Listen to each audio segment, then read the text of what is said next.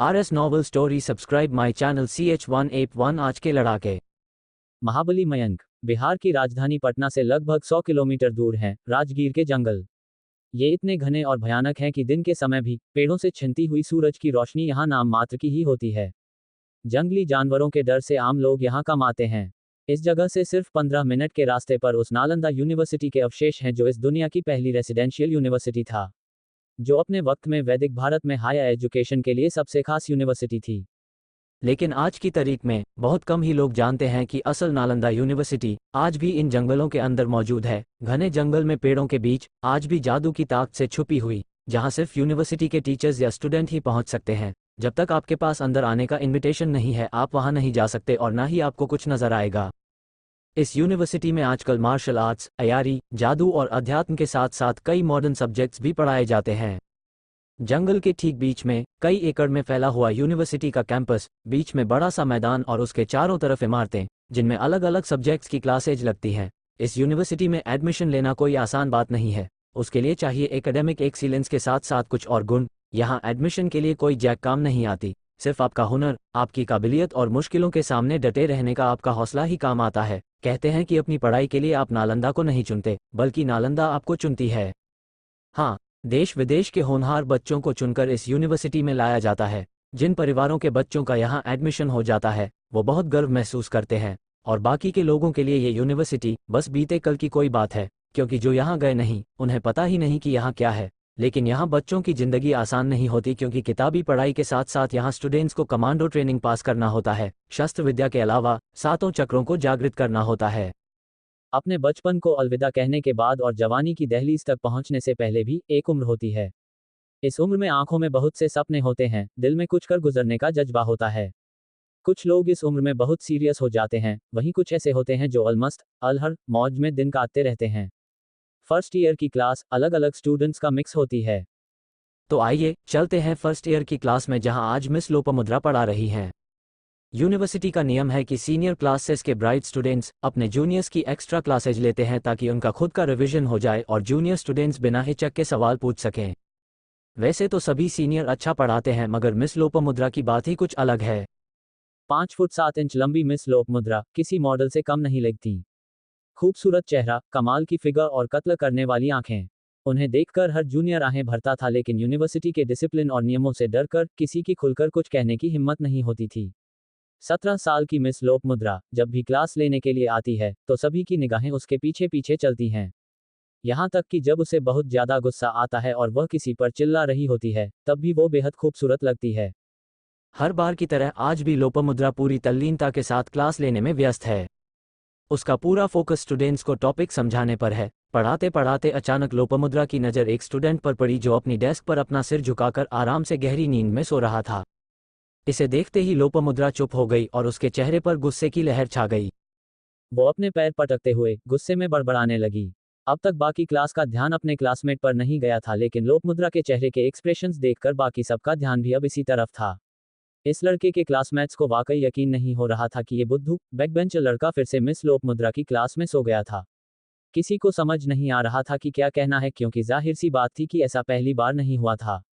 इस बेवकूफ लड़के की हरकत को देखकर एक लड़का धीरे से अपने साथ बैठे लड़के के कान में बोला, मिस लोपामुद्रा जब भी क्लास लेने आती है तो मैं तो उनकी नशीली आंखों में ही खोया रह जाता हूँ। पता नहीं ये बेवकूफ फिर से कैसे सो गया। लोपामुद्रा दबे पांव चलती हुई इस लड़के के पास पहुंची। वो लड़के की डेस्क पर झुककर उसके चेहरे को देखने लगी, पर यह लड़का इतनी गहरी नींद में सोया हुआ था कि उसे कुछ भी पता नहीं चला। लोपामुद्रा का चेहरा गुस्से से लाल हो गया।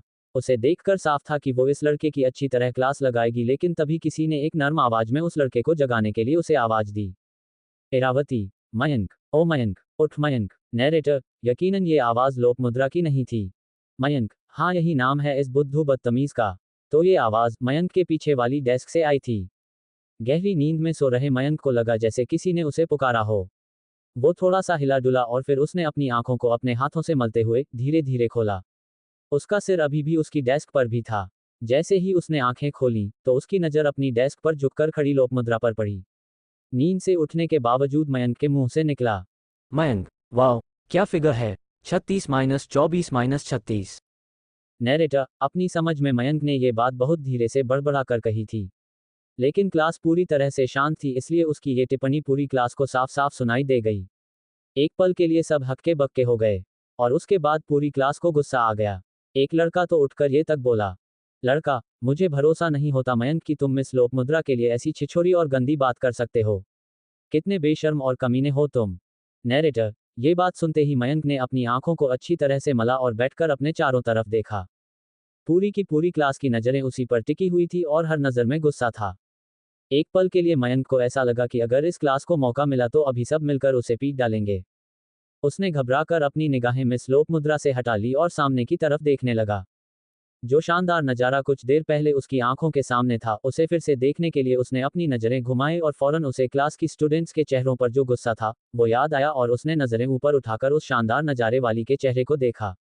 उसे मिस लोकमुद्रा का खूबसूरत लेकिन गुस्से से भरा हुआ चेहरा नजर आया। मयंक अंदर तक हिल गया। वो सोचने लगा कि अनजाने में वो ये क्या कर बैठा। उसे तो नींद में ये लगा था कि इरावती उसे पुकार रही थी। उसने मुड़कर पीछे देखा तो उसे 16 साल की एक मासूम सी दिखने वाली लड़की नजर आई जिसकी आंखें बेहद खूबसूरत थी। मयंक ने उस लड़की पर एक कहर भरी नजर डाली और बुदबुदाकर उसे कुछ गुस्से में कहा। अब वो समझ गया था कि उसके साथ नींद में धोखा हो गया था। वो समझा था कि उसे इरावती पुकार रही है और उसके बगल में खड़ी है, जबकि वो मिस लोकमुद्रा थी। उसने मन ही मन सोचा कि कप साइज में फर्क देखकर ही उसे समझ जाना चाहिए था। अपनी सोच से उसके चेहरे पर एक मुस्कुराहट आ गई, लेकिन ऊपर ऊपर से उसने मिस लोकमुद्रा का गुस्सा शांत करने के लिए उन्हें समझाने के लिए कहा, Mayank, I am sorry miss low. Narrator, आगे के शब्द उसके मुंह के अंदर ही रह गए क्योंकि मिस लोकमुद्रा ने उसे कोई मौका न देते हुए उससे सवाल पूछ डाला। लोकमुद्रा, जल्दी बताओ नालंदा यूनिवर्सिटी एस्टेब्लिश किसने की थी और कब? नैरेटर, मिस लोकमुद्रा के चेहरे से साफ था कि वो बहुत ज्यादा गुस्से में तो थी ही, साथ ही साथ ये जो एम्बैरेसिंग सिचुएशन मयंक ने क्रिएट कर दी थी वो उससे बचना भी चाह रही थी। मयंक अपनी जगह पर खड़ा हुआ और उसने जवाब देना शुरू किया। मयंक, नालंदा यूनिवर्सिटी गुप्त डायनेस्टी के रूलर कुमार गुप्त ने 414 से 455 एडी में एस्टेब्लिश की थी। कुछ लोग ये भी कहते हैं कि उन्होंने यह जमीन और इस पर बनी इमारत बौद्ध संघ को दान में दी थी। ये इंडिया में हायर एजुकेशन का सबसे इम्पोर्टेंट सेंटर था और आज भी है। बिहार के नालंदा जिले में आज भी एक्सटेंडेड कैंपस के रूइंस है जो एक टूरिस्ट स्पॉट है। और असल यूनिवर्सिटी यहाँ राजगीर के जंगलों में है, जहाँ आप और हम सब इस वक्त मौजूद हैं। नैरेटर, मिस लोकमुद्रा के चेहरे पर झल्लाहट साफ नजर आ रही थी क्योंकि मयंक ने जो जवाब दिया था वो बिल्कुल सही था। यही जवाब किताबों में भी लिखा था और यही उसे और बाकी स्टूडेंट्स को पढ़ाया भी जाता था। जवाब न देने पर वो मयंक को सजा दे सकती थी जो इस वक्त नहीं हो सकता था, इसलिए उसने तमतमाते हुए फौरन अगला सवाल पूछा। लोकमुद्रा, भारत के किन्हीं 5 मार्शल आर्ट्स के नाम बताओ। नैरेटर, मयंक एक पल को सोचने लगा। मिस लोकमुद्रा के चेहरे के एक्सप्रेशन से साफ था कि मयंक को सोचता हुआ देखकर वह खुश थी। उसे उम्मीद थी कि अगर इस सवाल का जवाब नहीं मिला तो वो अपना गुस्सा उतारने के लिए इस लड़के की बदतमीजी के बदले इस लड़के को सजा दे ही डालेगी। मिस लोकमुद्रा की उम्मीदों पर पानी फेरते हुए मयंक ने जवाब देना शुरू किया। मयंक, सबसे पहला है कलरीपायट्टू जो 4th सेंचुरी में केरल में स्टार्ट हुआ और भारत का सबसे पुराना मार्शल आर्ट माना जाता है। अगला है सिलंबम जो तमिलनाडु का एक मॉडर्न और साइंटिफिक मार्शल आर्ट है और लाठी चलाने जैसा होता है। अगला मार्शल आर्ट मणिपुर के मेइटी लोगों ने बनाया था। इसका नाम है थोंग टा और सरित सरक। थोंग मतलब तलवार और टा मतलब भाला। अगला नाम है थोडा। ये मार्शल आर्ट हिमाचल प्रदेश से शुरू हुआ और इसमें लकड़ी के धनुष और तीर का इस्तेमाल किया जाता है। और नेक्स्ट इन लाइन है पंजाब का गतका। इस आर्ट में कृपाण, तलवार और कतार आदि की तरह के हथियारों का यूज किया जाता है। नैरेटर, पूरी क्लास ध्यान से मयंक के जवाब सुन रही थी। मिस लोकमुद्रा को इस बुद्धू लड़के से जवाबों की उम्मीद नहीं थी और वो इम्प्रेसिव थी, लेकिन उसने अपने चेहरे पर कोई एक्सप्रेशन न लाते हुए अगला सवाल पूछा। लोकमुद्रा, फीनिक्स बर्ड के बारे में क्या जानते हो? मयंक, जादू के इतिहास में फीनिक्स को एक बहुत ही प्यारा पक्षी माना जाता है। फीनिक्स बर्ड्स ओरिजिनली अरेबिया से बिलोंग करते थे और अप्रोक्सीमेटली 500 साल तक जी सकते थे। बूढ़े होने पर मरने के लिए ये खुद ही सूखे पत्ते और छोटी टहनियां इकट्ठी कर लेते थे और अपने पंखों की हवा से उसमें आग लगाकर खुद ही अपना अंतिम संस्कार कर लिया करते थे। इस तरह ये पक्षी आग में जलकर मर जाया करते थे। नैरेटर, मिस लोकमुद्रा के साथ पूरी क्लास हैरान थी। क्लास में सोते रहने वाला ये नालायक सारे जवाब कैसे जानता था? मयंक के चेहरे पर एक शिकन तक नहीं थी। क्या मिस लोकमुद्रा और मयंक की ये बहस यहीं खत्म हो जाएगी या इसका रिजल्ट होगा कुछ ऐसा जो कोई सोच भी न सकता हो? ये जानने के लिए सुनिए महाबली मयंक का एपिसोड 2।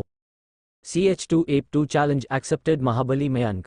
नैरेटर, मयंक से नाराज मिस लोपामुद्रा उससे सवाल पर सवाल पूछे जा रही थी और मयंक ने तीनों ही सवालों के ठीक ठीक जवाब दे दिए थे। उसने अपना आखिरी जवाब खत्म किया ही था कि मिस लोपामुद्रा ने उसे टोकते हुए कहा, लोपामुद्रा, लगता है तीसरे सवाल के जवाब में तुम थोड़ा अटक गए। तुम ये बताना तो भूल ही गए कि फीनिक्स अपनी राख से 9 दिन बाद फिर से पैदा हो जाया करते थे। क्लास में अगर ध्यान दोगे तो चीजें दिमाग में बैठेगी। नैरेटर, मयंक ने अपनी नज़रें मिस लोपामुद्रा के चेहरे पर जमाते हुए कहा, मयंक, हाँ बिल्कुल सही कह रही हैं आप। मैं कुछ भी याद नहीं रख पाता, लेकिन इतना जरूर याद रख सकता हूँ कि rising from the Ashes phrase यहीं से निकला है। शायद आप ये बताना भूल गई। नैरेटर, मिस लोपामुद्रा के गुस्से को फिर से मयंक ने हवा दे दी थी। वो बोली, लोपामुद्रा, तुम खुद को समझते क्या हो? नैरेटर, मयंक ने मुस्कुराते हुए कहा, मयंक, जादूगर और योद्धा होना कोई खुद नहीं चुनता, बल्कि आप किस फैमिली और किस लाइनेज से हैं उससे ये डिसाइड होता है। जैसे कुछ लोगों को विरासत में जादू मिलता है, कुछ लोगों को मार्शल आर्ट्स की अच्छी जानकारी अपने परिवार से मिलती है, तो कुछ लोगों को फाइन आर्ट्स की जानकारी अच्छी खासी होती है। लोपामुद्रा, मुझे उम्मीद नहीं थी कि तुम्हें इतनी जानकारी होगी। नैरेटर, हालांकि वो अभी भी गुस्से में थी, पर मयंक ने सिंपल तरीके से कहा, मयंक, मुझे ये सब बातें मालूम होना जरूरी है। राजाओं के वंशज यानी के रूलर्स की डायनेस्टी से आने वाले हर बच्चे को ये बातें घुट्टी में मिलाकर बचपन में ही पिला दी जाती हैं। नैरेटर, मयंक की बात सुनते ही क्लास के एक लड़के के गले में वो पानी फंस गया जिसे वो पी रहा था और उसे खांसी का दौरा शुरू हो गया। क्लास के सभी स्टूडेंट्स की आंखें मयंक के चेहरे पर टिकी हुई थी और सबके चेहरे पर हैरानी थी। सबको लग रहा था कि यह लड़का पागल है जो कुछ भी बकवास किए जा रहा है। क्लास के हर स्टूडेंट के दिमाग में एक ही चीज़ चल रही थी कि ये मयंक आखिर कितना बेशर्म हो सकता था। सभी जानते थे कि मयंक एक नमूना था और उसकी ऊल जलूल हरकतें किसी से भी छुपी हुई नहीं थी। इस लड़के ने न केवल सबके सामने मिस लोपामुद्रा की इंसल्ट की थी, बल्कि अब ये किसी राजघराने से होने का झूठा दावा भी कर रहा था। क्लास के लड़कों को लग रहा था कि वो मिस लोपामुद्रा को इम्प्रेस करने के लिए झूठ बोल रहा था। क्लास के इंटेलिजेंस लड़के सोच रहे थे कि आखिर ये किस खेत की मूली था। जब से यूनिवर्सिटी में आया था तब से ही ये किसी भी सब्जेक्ट में अच्छा परफॉर्म नहीं कर पा रहा था। और तो और मेडिटेशन के जरिए जो 7 चक्र जागृत करना हर स्टूडेंट के लिए जरूरी था, ये मयंक वहां पर भी फिसड्डी था। न जाने कब से ये पहले ही चक्र पर अटका हुआ था और उसे भी जागृत नहीं कर पा रहा था। फर्स्ट ईयर के लगभग सभी स्टूडेंट्स पहले चक्र यानी कि मूल आधार को जागृत कर चुके थे और कई स्टूडेंट तो दूसरे, तीसरे या चौथे चक्र तक भी पहुंच चुके थे। मिस लोपामुद्रा खुद भी 6 चक्र जागृत कर चुकी थी। अगर मयंक को देखा जाए तो इतना पतला दुबला कमजोर सा था कि उसे देखकर साफ कहा जा सकता था कि मार्शल आर्ट्स में भी उसका परफॉर्मेंस बहुत अच्छा नहीं था और न ही एथलेटिक्स में। फिर ये लूजर अपने किसी राजघराने से होने का दावा कैसे कर सकता था? सभी सोच रहे थे कि ये झूठा और बेशर्म लड़का और क्या क्या कमाल दिखाने वाला था। राजघराने वाली बात सुनकर मिस लोपामुद्रा ने एक गहरी सांस ली, जिससे उसका सीना एक बार फूला और उसमें हलचल हुई। मयंक ने अपनी आंखों को रोकने की कोशिश की, लेकिन यह एक शानदार नज़ारा था और वो अपनी नज़रों को रोक नहीं सका। लोपामुद्रा ने उसकी इस हरकत को पकड़ लिया और गुस्से से उसे घूरती हुई वो बोली, लोपामुद्रा, अगर तुम राजघराने से हो तो तुम्हें बहुत सी चीजें बचपन में ही सिखाई जानी चाहिए थी, जिसमें मार्शल आर्ट्स और अपने चक्रों को जागृत करना शामिल होता है। अगर तुम वाकई किसी राजघराने से हो तो अपने पहले चक्र को जागृत करो और अपनी बात को सच साबित करो। नैरेटर, मयंक ने बेबाकी से जवाब दिया, मयंक, मेरी अंतरात्मा की शक्तियां अभी सोई हुई हैं। यही कारण था कि मैं क्लास में भी सो गया था और इस वक्त मैं उन शक्तियां को जगा नहीं सकता, वरना मैं ये फौरन करके दिखा देता। नैरेटर, मिस लोपामुद्रा को समझ नहीं आ रहा था कि इस स्टूडेंट को वो क्या कहे। उसकी आंखें गुस्से में जल रही थी और उसका बस चलता तो वो अपनी आंखों से आग निकालकर उस लड़के को अभी यहीं जला देती। उसने गुस्से में मयंक से कहा, लोपामुद्रा, मयंक, तुम 2 साल पहले एक 15 साल के लड़के के तौर पर इस यूनिवर्सिटी में आए थे।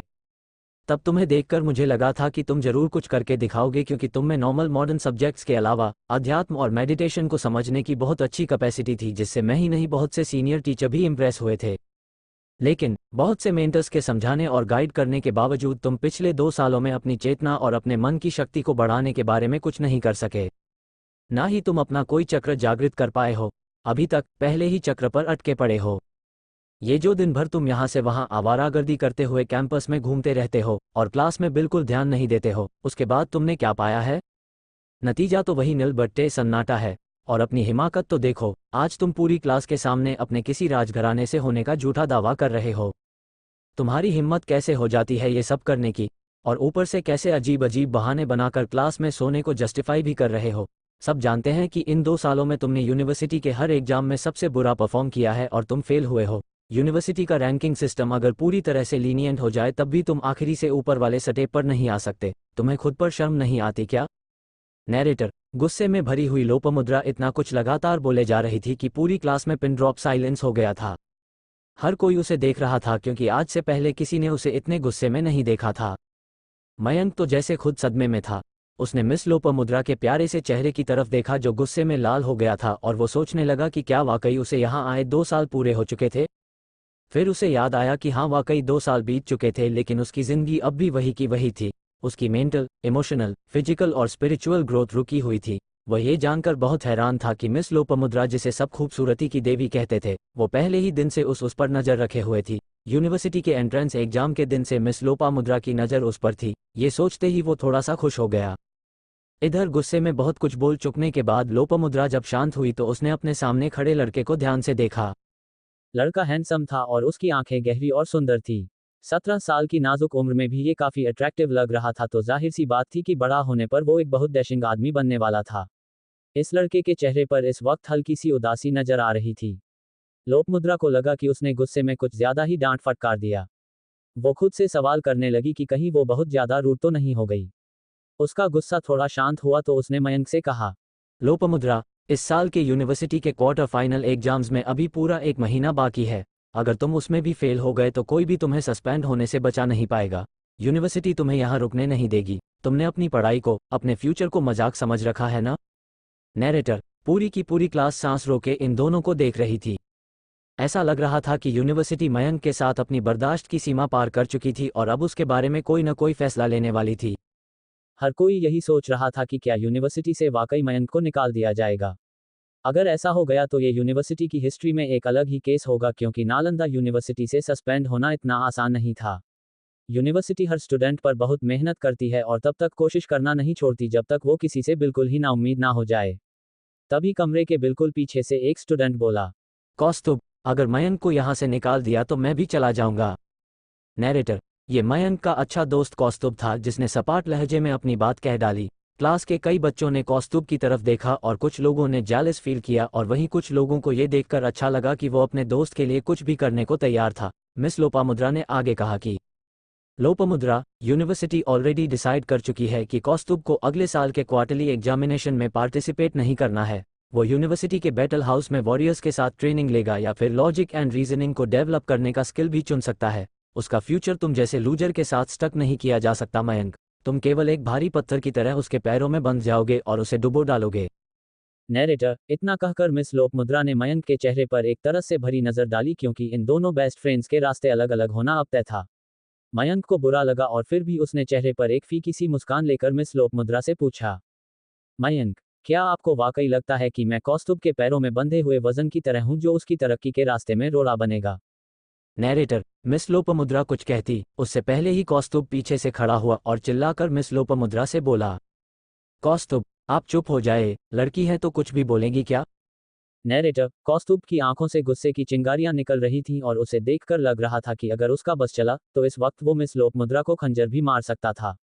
मयंक ने बिना पीछे मुड़े उससे कहा, मयंक, बैठ जा यार। नैरेटर, और कौस्तुभ ने बिना कुछ कहे चुपचाप अपनी सीट पकड़ ली।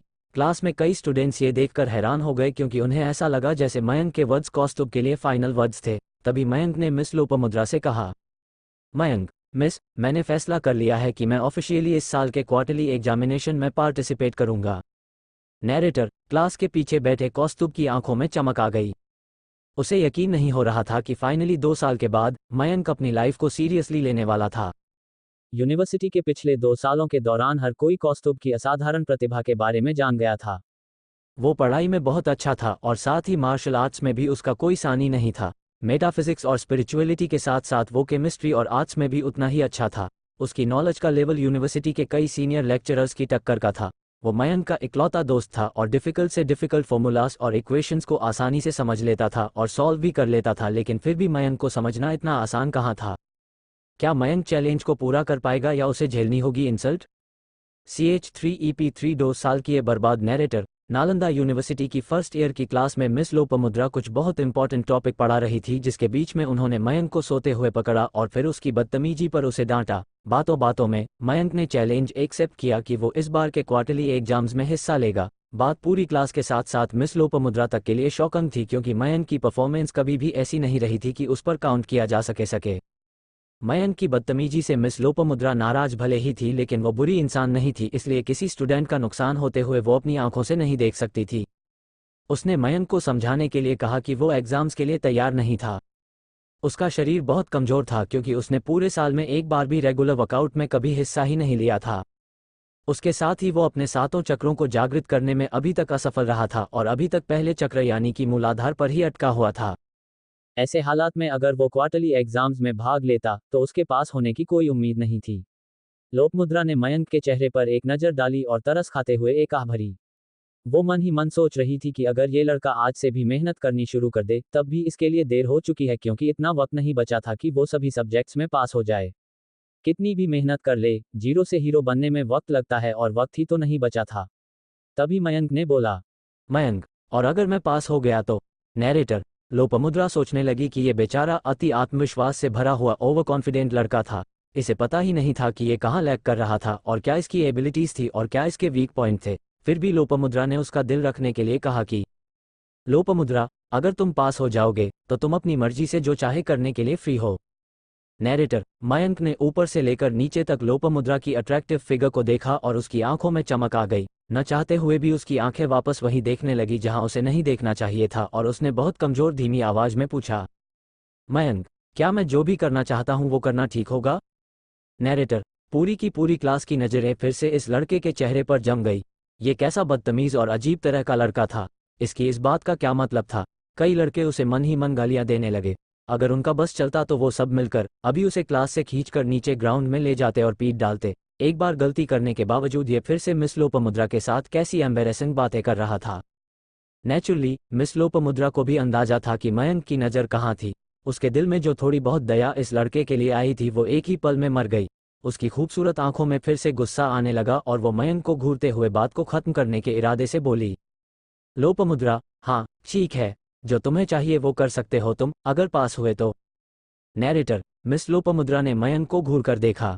ये लड़का आराम से मुस्कुरा रहा था। लोपामुद्रा को याद आया कि 2 साल पहले जब ये नालंदा यूनिवर्सिटी में आया था तो उस समय सिर्फ 15 साल का था। सभी टीचर्स के सामने इसकी मुस्कान तब भी ऐसी ही मासूम और नेचुरल थी। जहां बाकी सभी न्यूकमर घबरा रहे थे वहां ये बहुत कॉन्फिडेंट था। एंट्रेंस टेस्ट में इसके टैलेंट का लोहा सभी ने माना था, क्योंकि इसका आईक्यू और इसकी स्पिरिचुअल अवेयरनेस सबसे ज्यादा थी। 2 साल पहले जब ये आया था तो इसके शरीर में लचीलापन था और ये चीज़ों पर बहुत ध्यान से फोकस करता था, जिसकी वजह से मार्शल आर्ट्स में इसका परफॉर्मेंस बहुत शानदार था। लेकिन अब जब ये यूनिवर्सिटी में 2 साल बिता चुका था तो इसे मयंक का बैड लक कहें या उसका आलसीपन, लेकिन वो 2 साल पहले जैसा था अभी भी वैसा का वैसा ही था। मतलब उसने किसी भी एरिया में कोई इम्प्रूवमेंट नहीं दिखाया था। ज़्यादातर टीचर्स का अब यह मानना था कि ये बहुत ज़्यादा सुस्त और नालायक बच्चा था जो अक्सर क्लासेज में एब्सेंट ही रहता था। लेकिन हाँ, इसकी आंखों की चमक और मुस्कुराहट की मासूमियत अभी भी वैसी की वैसी थी। मिस लोपामुद्रा ने सवाल पूछा कि लोपामुद्रा, अगर तुम नहीं कर पाए तो? नैरेटर। मयंक ने बहुत आत्मविश्वास के साथ जवाब दिया कि क्या वो मयंक को चैलेंज कर रही थी या अपने वादे से पीछे हट रही थी। लोपामुद्रा को याद आया कि उसने अभी अभी मयंक को वादा किया था कि अगर वो ये चैलेंज जीत गया, यानी कि अगर वो क्वार्टरली एग्जाम्स में सभी सब्जेक्ट्स में पास हो गया, तो वो अपनी मनमर्जी का काम कर सकता है, अपनी मर्जी चला सकता है। उसे ये भी याद आया कि कुछ ही देर पहले उसके दोस्त कौस्तुभ ने कहा था कि अगर यूनिवर्सिटी ने मयंक को सस्पेंड करने का फैसला लिया तो वो मयंक के साथ ही यूनिवर्सिटी से चला जाएगा। ये बात याद आते ही लोपामुद्रा की हंसी छूट पड़ी, जिसे उसने मुश्किल से कंट्रोल किया और फिर मयंक के पीछे बैठे कौस्तुभ पर एक नज़र डाली और फिर बोली, लोपामुद्रा, आत्मविश्वास रखना अच्छी बात है, लेकिन तुम तो सीधे सीधे बेचारे कौस्तुभ का फ्यूचर ही खतरे में डाल रहे हो। नैरेटर। कौस्तुभ अपनी क्लास का ही बेस्ट नहीं बल्कि यूनिवर्सिटी के बेस्ट स्टूडेंट्स में से एक था। स्पिरिचुअल ग्रोथ की बात करें तो वो अपने छठे चक्र को जागृत कर चुका था, जो क्लास के सबसे अच्छे बच्चों से भी बहुत बेहतर परफॉर्मेंस थी। मिस लोपामुद्रा भी अभी छठे चक्र को जागृत करने के प्रोसेस में थी। अभी उसका चक्र जागृत हुआ नहीं था। हालांकि मिस लोपामुद्रा के बहुत ज़्यादा इंटेलिजेंट होने की वजह से सब लोग यही कहते थे कि वो छठा चक्र जागृत कर चुकी है, लेकिन सच्चाई ये थी कि वो उस पर काम कर रही थी। कौस्तुभ सोचने लगा, उसने यूनिवर्सिटी में आने के लिए और यहाँ पर भी सबसे अच्छा स्टूडेंट बनने के लिए बहुत मेहनत की थी और अभी भी कर रहा था। उसके भविष्य के साथ खिलवाड़ हो, ऐसा वो किसी भी कीमत पर नहीं चाहता था। वो मन ही मन सोचने लगा कि मयंक ने वादा तो कर दिया है, लेकिन क्या वो इसे पूरा भी कर पाएगा? बिना तैयारी के वो एग्जाम में क्या गुल खिलाएगा? मिस लोपामुद्रा वापस पोडियम पर चली गई और उसने अपनी खूबसूरत आंखों से क्लास के स्टूडेंट्स को देखा और फिर कहा, लोपामुद्रा, क्वार्टरली एग्जाम्स में अब सिर्फ 1 महीना ही बचा है। प्लीज़ अपने टाइम को दिमाग लगाकर इस्तेमाल करें। अपना टाइम वेस्ट ना करें और जिन चीज़ों में आप वीक हैं, उन्हें बेहतर करने की कोशिश करें। अगर आप ये सोचेंगे कि फाइनल एग्जाम्स तक आप मेहनत कर लेंगे, तो याद रखिए तब एक और नया बैच आ जाएगा और आप यकीनन उनके साथ बैठकर क्लास रिपीट नहीं करना चाहते होंगे। इसलिए अगर आपको अच्छे नंबरों से अगली क्लास में प्रमोट होना है, तो आपको अभी से मेहनत करनी होगी। नैरेटर, इसके बाद मिस लोपामुद्रा क्लास के स्टूडेंट्स के नाम लेकर उन्हें उनकी वीकनेस और स्ट्रेंथ बताने लगी ताकि वो सावधान हो जाएं और अच्छी ग्रेड्स के लिए कमर कस लें। नालंदा के सभी स्टूडेंट्स को पता था कि सबसे मुश्किल सब्जेक्ट मार्शल आर्ट्स और स्पिरिचुअलिटी थे। उन्हें बताया गया था कि शरीर में 7 चक्र होते हैं जिन्हें सप्त चक्र या ऊर्जा की कुंडली भी कहा जाता है। जब ये स्टूडेंट्स यहाँ आए थे तो किसी का कोई भी चक्र जागृत नहीं था, लेकिन फर्स्ट ईयर में इनसे उम्मीद की जाती थी कि ये कम से कम 3 चक्र तो जागृत कर लें, क्योंकि अगर शुरुआती 3 चक्र भी किसी व्यक्ति में जागृत हों तो वह स्वस्थ कहलाता है। नालंदा की शारीरिक और मानसिक रूप से थकाने वाली पाए और ट्रेनिंग के लिए फिट होना जरूरी था। सबसे पहला चक्र होता है मूलाधार चक्र और उसके बाद 2 स्वाधिष्ठान चक्र, 3 मणिपुर चक्र, 4 अनाहत चक्र, 5 विशुद्ध चक्र, 6 आज्ञा चक्र और 7वां चक्र सहस्त्रार चक्र कहलाता है। नालंदा यूनिवर्सिटी में अपनी जगह पक्की करने के लिए किसी भी स्टूडेंट को 18 वर्ष की आयु से पहले कम से कम छठे चक्र को जागृत करना जरूरी था। इसके अलावा बाकी विषयों में भी अच्छा प्रदर्शन अपेक्षित था। ये सुनने में जितना आसान लग रहा है, दरअसल करने में उतना ही मुश्किल है, क्योंकि रेगुलर पाई के साथ मार्शल आर्ट्स मतलब शरीर तोड़ने वाली मेहनत और चक्र जागृत करना मतलब अपने पूरे होश को केंद्रित करना, यानी पूरा फोकस लगाना। लोपामुद्रा क्लास से ये सब बातें कर रही थी कि तभी क्लास के एक और इंटेलिजेंट स्टूडेंट समीर बोला, समीर, मिस लोपामुद्रा, मैं ये करके दिखाऊंगा। नैरेटर, कुछ और स्टूडेंट्स ने जोश में अपने हाथ ऊपर उठाए और उत्साह दिखाया। शोर मचाकर स्टूडेंट्स अपने लक्ष्य तक पहुंचने के लिए और अधिक दृढ़ संकल्प महसूस कर रहे थे। मिस लोपामुद्रा ने स्टूडेंट्स से कहा कि आज की क्लास ओवर, और इतना कहकर वो क्लास से बाहर निकल गई। उसकी खूबसूरत फिगर लहराती हुई क्लास से बाहर चल दी और उसके पीछे पीछे क्लास के लड़कों की निगाहें, जब तक लोपामुद्रा नजरों से ओझल नहीं हो गई, लड़के उसे निहारते रहे। इसके बाद पूरी क्लास मयंक की तरफ मुड़ गई। कमीने मयंक को छोड़ने वाले नहीं थे आज मयंक ने उस खूबसूरती की देवी को शर्मिंदा किया था जिसके सब दीवाने थे। कोई लड़का कुछ कहता, उसके पहले इरावती चिल्लाई, इरावती, मयंक, पीछे मुड़ो।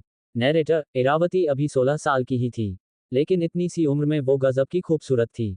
उसकी काली गहरी आंखें, गोरा रंग, लंबे बाल और तीखे नैन नक्श सबको सहज आकर्षित कर लेते थे। उसका शरीर यौवन से भरा हुआ था और क्लास के लड़के अक्सर उसकी पीठ पीछे उसके बारे में बातें करते थे। कई लड़के उसके बारे में सोचते थे, लेकिन सभी उससे अट्रैक्टेड थे और ज्यादातर उसके लिए अच्छी फीलिंग्स रखते थे। वो खड़ी हुई तो मयंक उसका हॉट फिगर देखने लगा। उसने गुस्से में मयंक से कहा, इरावती, बुद्धू लड़के, तुम ऐसा कैसे कर सकते हो यार। नैरेटर, अपने ख्यालों में गुम मयंक को एहसास हुआ कि इरावती उससे बात कर रही थी। वो पलटा और बोला, मयंक, तुम जेलस फील कर रही हो ना, तभी मैं कहूं कि कुछ जलने की बू आ रही है। नैरेटर, इरावती मयंक की बात सुनकर अवाक रह गई। उसे समझ नहीं आया कि ये उल्लू का पट्टा उस पर जेलस होने का इल्जाम कैसे लगा रहा था। उसने मयंक को डराने के लिए उसके पापा की याद दिलाते हुए कहा, इरावती, मुझे जो मर्जी बोल लो, लेकिन अपने पापा को ये बात कैसे समझाओगे। नैरेटर, मयंक सोचने लगा कि उसके पापा बीच में कहाँ से आ गए। फिर उसे याद आया कि उसके पापा ने उसे इरावती में इंटरेस्ट लेने को कहा था। इरावती की बॉडी शेप अट्रैक्टिव थी और आवरग्लास फिगर और चाइल्ड बेयरिंग हिप्स होने के कारण वो अच्छी माँ हो सकती थी। मयंक ने पलकें झपकाई और इरावती को देखने लगा और देखता ही रह गया। वह उसके कर्व से अपनी आंखें नहीं हटा सका। इरावती को देखकर उसके मुंह से निकल गया, मयंक, डैम, चाइल्ड बेयरिंग हिप्स, तुम्हें बेबीज पैदा करने में आसानी होगी और तुम अजीब चीज़ों के बारे में सोचना बंद करो। अभी हम बहुत छोटे हैं, अभी बच्चे पैदा करने के बारे में बात करने का सही समय नहीं है। नैरेटर, मयंक के इन शब्दों से क्लास में सन्नाटा छा गया। लड़कों को गुस्से के अलावा कुछ सूझ नहीं रहा था। उनका मानना था कि यह मयंक हद दर्जे का कमीना और बेशर्म था। अभी कुछ ही मिनट पहले ये मिस लोपामुद्रा के साथ छेड़खानी कर रहा था और अब पूरी क्लास के सामने इरावती से गंदी बातें कर रहा था। उस इरावती से जो क्यूट और हॉट थी। इस बंदे के साथ कुछ तो गड़बड़ थी। कैसे रिएक्ट करेगी इरावती इस बात पर। CH484 बिहाज। नैरेटर, इरावती मयंक की बात से बुरी तरह से शर्मिंदा हो चुकी थी। उसे याद आया कि एक बार मयंक के पिता ने उसके पिता के साथ दोनों बच्चों के भविष्य के रिश्ते के बारे में बात करते हुए मजाक किया था और ऐसी ही कुछ शर्मनाक बातें कह डाली थी। उसने बात को संभालते हुए कहा कि मयंक का दिमाग कुछ ज़्यादा ही गलत चल रहा था और इस वक्त वो अपने और मयंक के बारे में नहीं बल्कि मयंक के फ्यूचर के बारे में बात कर रही थी कि अगर वो एग्जाम पास करने में सफल नहीं हो पाया तो अपने पापा को क्या जवाब देगा। विस्मयादिबोधक चिन्ह। क्लास के बाकी स्टूडेंट्स की तरह इरावती को भी शक था कि ये मयंक इतने कम समय में इतनी मेहनत करके एग्जाम कैसे पास कर लेगा। लेकिन मयंक ने पूरे आत्मविश्वास से जवाब दिया कि किसी को फिक्र करने की जरूरत नहीं थी, वो एग्जाम पास करके दिखाएगा। इसी बीच क्लास के सबसे इंटेलिजेंट स्टूडेंट्स में से एक माने जाने वाले समीर ने मयंक को ताना मारते हुए कहा कि समीर, तुम 2 साल से मूलाधार चक्र पर अटके हुए हो और फिर भी इतनी शान से कह रहे हो कि तुम एग्जाम पास करोगे। भगवान के लिए थोड़ी शर्म करो और असलियत के धरातल पर आ जाओ। इतनी लंबी लंबी फेंकना अच्छी बात नहीं है। नैरेटर, समीर बहुत मेहनत करता था और इसी का नतीजा था कि वो छठे चक्र यानी कि आज्ञा चक्र तक पहुंच चुका था। सभी टीचर्स और सीनियर्स को उम्मीद थी कि इस साल वो मेहनत करके 7वें चक्र तक पहुंच जाएगा और फर्स्ट ईयर के फाइनल एग्जाम में बेस्ट स्टूडेंट का इनाम अपने नाम करेगा। जब समीर बात कर रहा था तब भी मयंक उसे न देखकर इरावती को ही घूरे जा रहा था और ये बात पूरी क्लास के साथ साथ समीर ने भी नोट की। उसने मयंक को लगभग डांटते हुए कहा कि तुम इस क्लास के सबसे बुरे स्टूडेंट हो, फिर भी तुम्हारी इतनी हिम्मत कि तुम इरावती जैसी सुंदर और इंटेलिजेंट लड़की से बकवास कर रहे हो। समीर भाई, तू तो सीधे हवा में उड़ रहा है, नीचे आ जा, थोड़ी शर्म कर। कोई आश्चर्य की बात नहीं है कि तेरी ऐसी हरकतें देखकर लोग तुझे आवारा बोलते हैं। नैरेटर, ये शब्द बोले तो भले ही समीर ने थे लेकिन पूरी की पूरी क्लास मयंक के बारे में इस वक्त ऐसा ही सोच रही थी। पूरी क्लास में से एक अकेला कौस्तुभ ही था जो ये सारी बातें सुनकर अपनी जगह से उठा और अपने दोस्त मयंक के पास जाकर खड़ा हो गया। उसके आसपास होने से ही जैसे मयंक को बहुत ज्यादा ताकत मिल जाती थी, क्योंकि उसकी पर्सनैलिटी ही ऐसी थी। इरावती को बड़ा गुस्सा आया कि ऐसी टुच्ची हरकतों पर भी कौस्तुभ अपने दोस्त को समझाने की जगह उसी का साथ दे रहा था। उसने गुस्से में घूर कर कौस्तुभ को देखा, लेकिन कौस्तुभ ने मुस्कुराकर फिर मयंक की तरफ देखना शुरू कर दिया। क्लास में सभी जानते थे कि समीर सिनेमा का बड़ा शौकीन था और वक्त बेवक्त किसी ना किसी फिल्म का डायलॉग अपनी बातों के बीच में टिका ही देता था। मयंक को चुप देखकर वो बोला, समीर, अबे डर गया क्या? क्या तूने सुना नहीं क्या कि जो डर गया वो मर गया? नैरेटर, मयंक एकदम शांत दिखाई दे रहा था। ऐसा लग रहा था कि समीर के उकसाने वाले शब्दों का भी उस पर कोई असर नहीं हो रहा था। पिछले 2 साल में उसने अपने लिए इतने ज्यादा इंसल्टिंग शब्द सुन लिए थे कि अब उसे कोई फर्क नहीं पड़ रहा था। ये सब तो बहुत सामान्य बातें थी। लोगों के लिए खुद को बेहतर दिखाने के लिए दूसरों की बेइज्जती करना सबसे आसान चीज होती है, और वो भी खास तौर से तब जब आसपास कोई सुंदर व्यक्ति मौजूद हो जिसे आप इम्प्रेस करने की कोशिश कर रहे हो। आखिरकार मयंक ने समीर से पूछा कि क्या वो डॉक्टर था कि उसके दिमाग का एक्सरे करके उसे बेवकूफ़, बेशर्म, फिसड्डी और न जाने क्या क्या घोषित किए जा रहा था। समीर ने हंसते हुए कहा कि इसके लिए किसी एक्सरे या एमआरआई की जरूरत नहीं थी। मयंक का रिपोर्ट कार्ड और उसकी पिछले 2 साल की परफॉर्मेंस देखकर कोई भी आम इंसान ये बात कह सकता था। समीर ने मयंक की आंखों में देखते हुए कहा कि समीर, तू चाहे जो कर ले भाई, एग्जाम तो तेरे से पास ना होना इस बार। नैरेटर, जिस तरह से समीर मयंक को घूर रहा था, साफ पता चल रहा था कि वो उसका मजाक उड़ा रहा है। आखिरकार मयंक ने उससे कहा कि मयंक, तुम्हें इतनी ही जानकारी है ना सब चीज़ों के बारे में, तो ज़रा बताओ कि कलरीपायट्टू कितने तरीके का होता है? नैरेटर, मयंक का सवाल सुनकर समीर के चेहरे पर हंसी आ गई। उसे लगा नहीं था कि इतना आसान सवाल पूछकर मयंक उसकी बुद्धि को चेक करना चाहेगा। उसने व्यंग्य से मुस्कुराते हुए कहा कि समीर, मार्शल आर्ट्स का कोई भी स्टूडेंट ये बात बता सकता है कि कलरीपायट्टू 2 तरीके का होता है, एक वडकन और एक थैकन। वडकन यानी कि उत्तरी और थैकन यानी कि दक्षिणी, लेकिन केरल के ही उत्तर और दक्षिण भाग रही है। तू कहीं नॉर्थ इंडिया और साउथ इंडिया में मत पहुंच जाना भाई। नैरेटर, समीर के इतना कहते ही क्लास ने ठहाका लगा दिया, क्योंकि सभी को लगा कि मयंक ऐसी बेवकूफ़ी कर सकता था कि एक स्टेट के 2 हिस्सों की जगह गलतफहमी में वो देश के 2 भागों को समझ ले। मयंक ने समीर का मजाक उड़ाते हुए कहा, मयंक, अबे साले, ये तो सब जानते हैं कि वडकन ओरिजिनल कलरीपायट्टू और थैकन उसी का परिष्कृत रूप है जो बाद में दूसरी रियासतों से होने वाले हमलों से बचाव के लिए डेवलप किया गया। ये ज़्यादा आक्रामक होता है। नैरेटर, समीर का चेहरा उतर गया और उसके चेहरे पर उदासी आ गई। पूरी क्लास भी सोचने लगी कि समीर ने जवाब तो सही दिया था, लेकिन उसके बावजूद मयंक कितना बदतमीज था कि फिर भी उसका मजाक उड़ाने से बाज नहीं आ रहा था। समीर ने अपनी बात को आगे बढ़ाते हुए कहा कि समीर, तूने मुझसे जो पूछा था उस बात का जवाब मैंने दे दिया। अब ये तो हम सभी जानते हैं कि कलरीपायट्टू सबसे पुराना मार्शल आर्ट है, तो इतनी पुरानी कला में समय के साथ साथ नई चीजें जुड़ती जाएंगी, ये तो किसी के भी समझने की बात है। इसमें तूने कुछ खास क्या जोड़ दिया? तूने जो पूछा था मैंने उसी का जवाब दिया था। नैरेटर, कुछ और देर तक दोनों की बहस अलग अलग बिंदुओं पर चलती रही और पूरी क्लास सुन रही थी। आखिर में वाक युद्ध में हारने से बचने के लिए समीर ने मयंक से कहा कि उसने अब तक जो कागजों में या किताबों में पढ़ा था वो उसी बात को दोहराए जा रहा था, लेकिन प्रैक्टिकली तो उसने कभी किसी स्पर्धा में कुछ करके दिखाया ही नहीं था। इसलिए क्लासरूम में बकवास करने से अच्छा था मैदान पर उतरकर कुछ करके क्यों नहीं दिखाना, बजाय इसके कि बोल बोल कर बस ज्ञान देते रहो।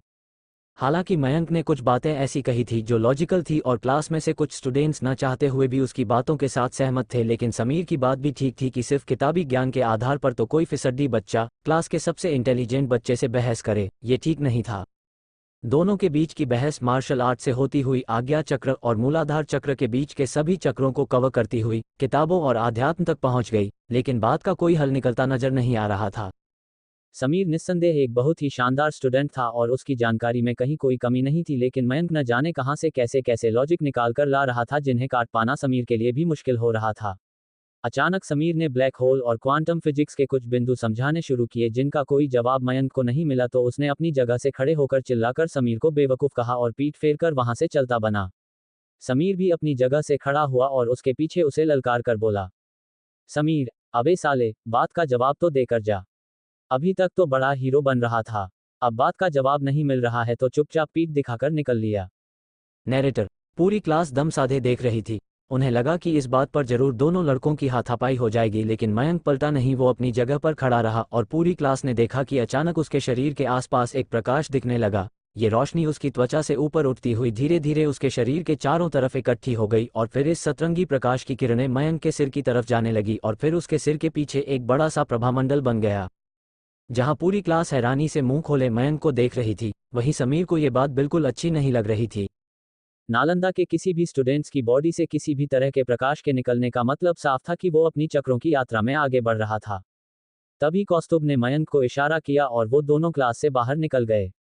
कुछ देर तक सभी लोग उन्हें जाते हुए देखते रहे और जब यकीन हो गया कि वो दूर जा चुके हैं तो क्लास में कानाफूसी होने लगी। सभी स्टूडेंट्स खुसफुसर कर रहे थे कि 2 साल से ये मूलाधार चक्र पर ही अटका हुआ है, लगता नहीं है कि ये उससे आगे निकल पाएगा। और अब ये अपने शरीर से अजीब सी रोशनी या निकाल कर न जाने क्या जादू कर रहा था।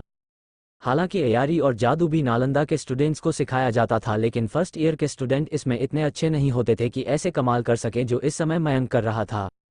मन ही मन सभी स्टूडेंट्स के दिल में उसके लिए गुस्सा था, क्योंकि एक तो आज उसने मिस लोपामुद्रा से इतनी बदतमीजी की थी, उसके बाद पूरी क्लास के सामने बेचारी इरावती की बेइज्जती कर डाली थी और उसके बाद अब वो समीर से बिना बात के बहस करे जा रहा था। और तो जब उसे समीर की बातों का जवाब नहीं मिला तो पीठ दिखाकर अपने शरीर से ये अजीब सी रोशनियां निकाल रहा था। सब सोच रहे थे कि बदतमीज और बेशर्म मयंक में आखिर इतना अहंकारी होने का साहस कैसे है। इसके बाद स्टूडेंट्स ने समीर को दिलासा दिया कि उसे मयंक की गीदड़ भभकियों से परेशान होने की कोई जरूरत नहीं थी। वो बेस्ट था और एग्जाम्स में फिर से वो मयंक को धूल चटा देगा। समीर का आत्मविश्वास जो थोड़ा सा डगमगाने लगा था वो वापस आया और उसने चैन की सांस ली। उसके क्लासमेट्स ठीक ही तो कह रहे थे, बड़ी बड़ी बातें बनाना एक बात होती है और एग्जाम में परफॉर्म करना दूसरी। और उसे यकीन था कि मयंक जैसा कमजोर स्टूडेंट इतनी जल्दी कुछ नहीं कर पाएगा।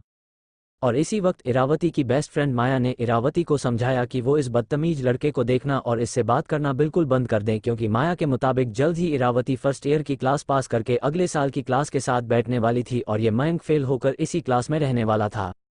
भले ही वो दोनों बचपन के साथी थे, लेकिन मयंक एक महाबिगैल और अजीब लड़का था जो किसी भी तरह से इरावती जैसी लड़की की दोस्ती के लायक नहीं था।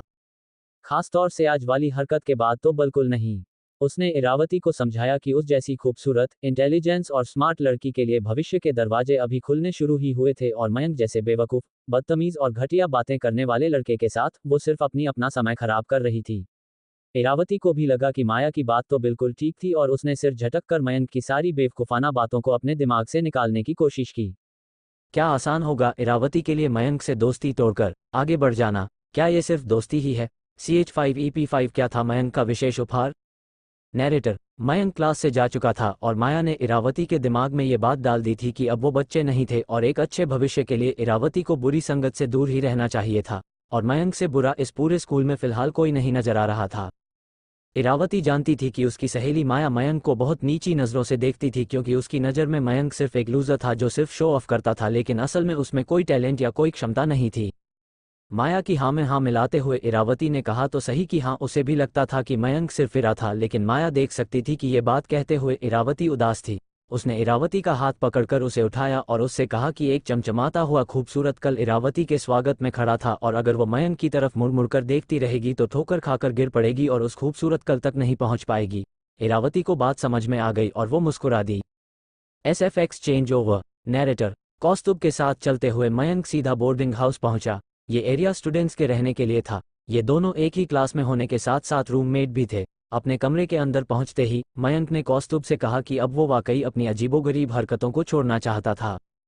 कौस्तुभ ने उसकी बात सुनी और उसे मुस्कुराते हुए कहा कि जिस राजवंश से वो संबंध रखता था उसे देखते हुए जरूरी भी था कि वो अपनी इन हरकतों को छोड़े और अपने सुनहरे अतीत को याद रखते हुए अपने वर्तमान को भी उतना ही शानदार बनाए।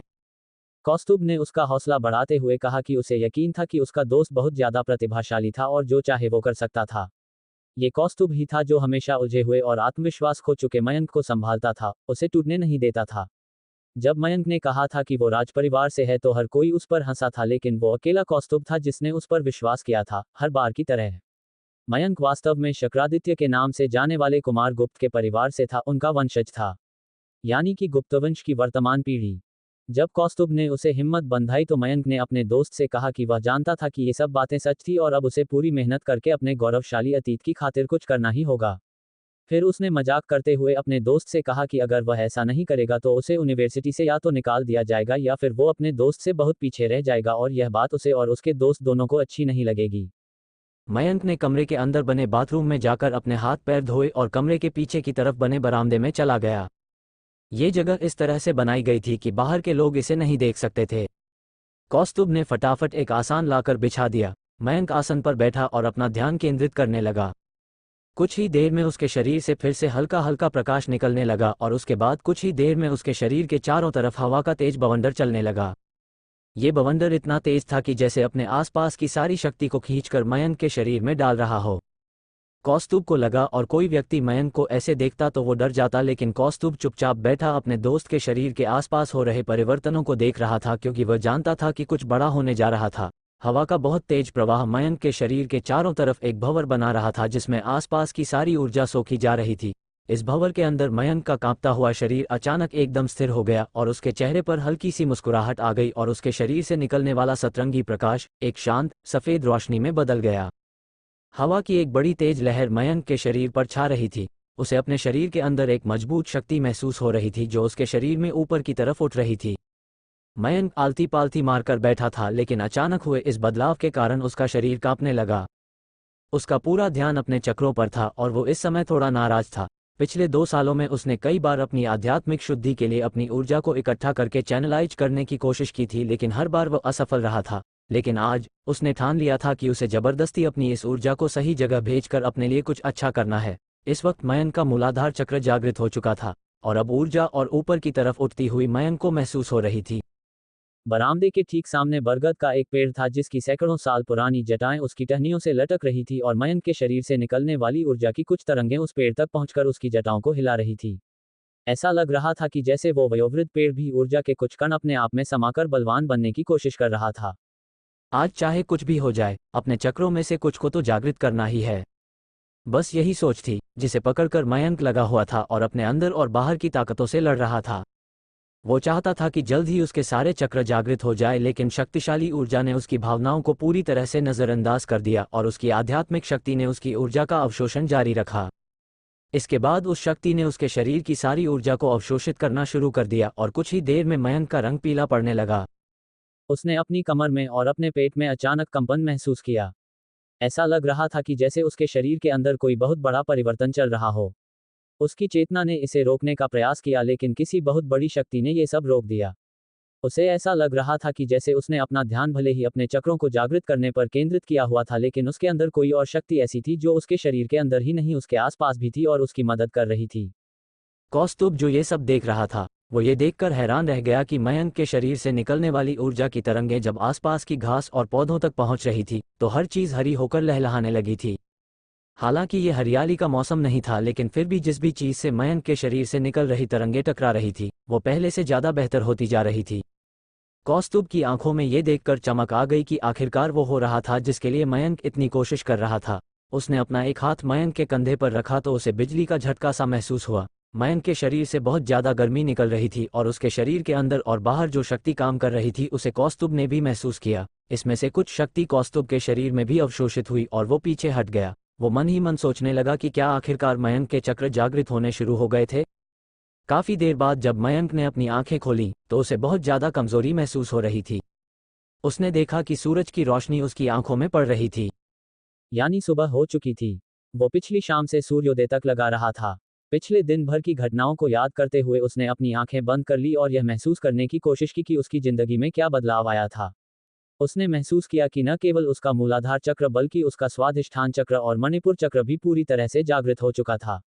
वो खड़ा हुआ तो उसकी नज़र सामने बरगद के वृक्ष पर पड़ी और उसने देखा कि ये बूढ़ा पेड़ पहले से बहुत ज्यादा हरा भरा और स्वस्थ लग रहा था। सामने मैदान की धूप भी हरियाली की चुनरी ओढ़े हुए लग रही थी। मयंक को याद आया कि एक बार उसके पिता ने उसे बताया था कि वो किसी गुप्त डायनेस्टी यानी कि गुप्त वंश का राजकुमार था। किसी समय पर केवल राजगीर ही नहीं बल्कि आसपास का पूरा इलाका मयंक के पूर्वजों की सल्तनत हुआ करता था। यहाँ तक कि नालंदा यूनिवर्सिटी के लिए जो जमीन दी गई थी वो भी उसके पूर्वजों ने ही दी थी और यूनिवर्सिटी की शुरुआत भी की थी। मयंक सोचने लगा कि क्या पता उसके पिता ने यूं ही उससे झूठ बोल दिया हो कि वो लोग राजवंश से थे। सच ये था कि समय बीतने के साथ साथ राजशाही खत्म हो गई और उनके पास अपना पीढ़ियों पुराना महल और खजाना कुछ भी नहीं रहा और वो सामान्य व्यक्तियों की जिंदगी जीने को मजबूर हो गए थे। काफी पीढ़ियों के बाद मयंक इस परिवार में ऐसा बच्चा पैदा हुआ था जिसे अपने पूर्वजों की सारी क्षमताएं जन्मजात विरासत में मिली थी। मयंक को याद आया कि वो अपने बचपन में संस्कृत और प्राकृत भाषा के मंत्र दोहराया करता था। ये मंत्र उसे किसी ने सिखाए नहीं थे पर न जाने कैसे उसे आते थे। उसने अपनी आंखें बंद की और अपना ध्यान केंद्रित किया और वो मंत्र उसे फिर से याद आने लगे और उसके मुंह से निकलने लगे। उसे लगा जैसे उसका शरीर एकदम हल्का हो गया है और वो आकाश और धरती के बीच में उड़ रहा हो। उसे समझ में आ गया कि सूक्ष्म शरीर से कहीं भी आने जाने की विद्या उसे आती थी। और इसी वक्त उसने अपने शरीर के अंदर उतरकर देखा कि निश्चित तौर पर उसके 3 चक्र जागृत हो चुके थे, मूलाधार, स्वाधिष्ठान और मणिपुर।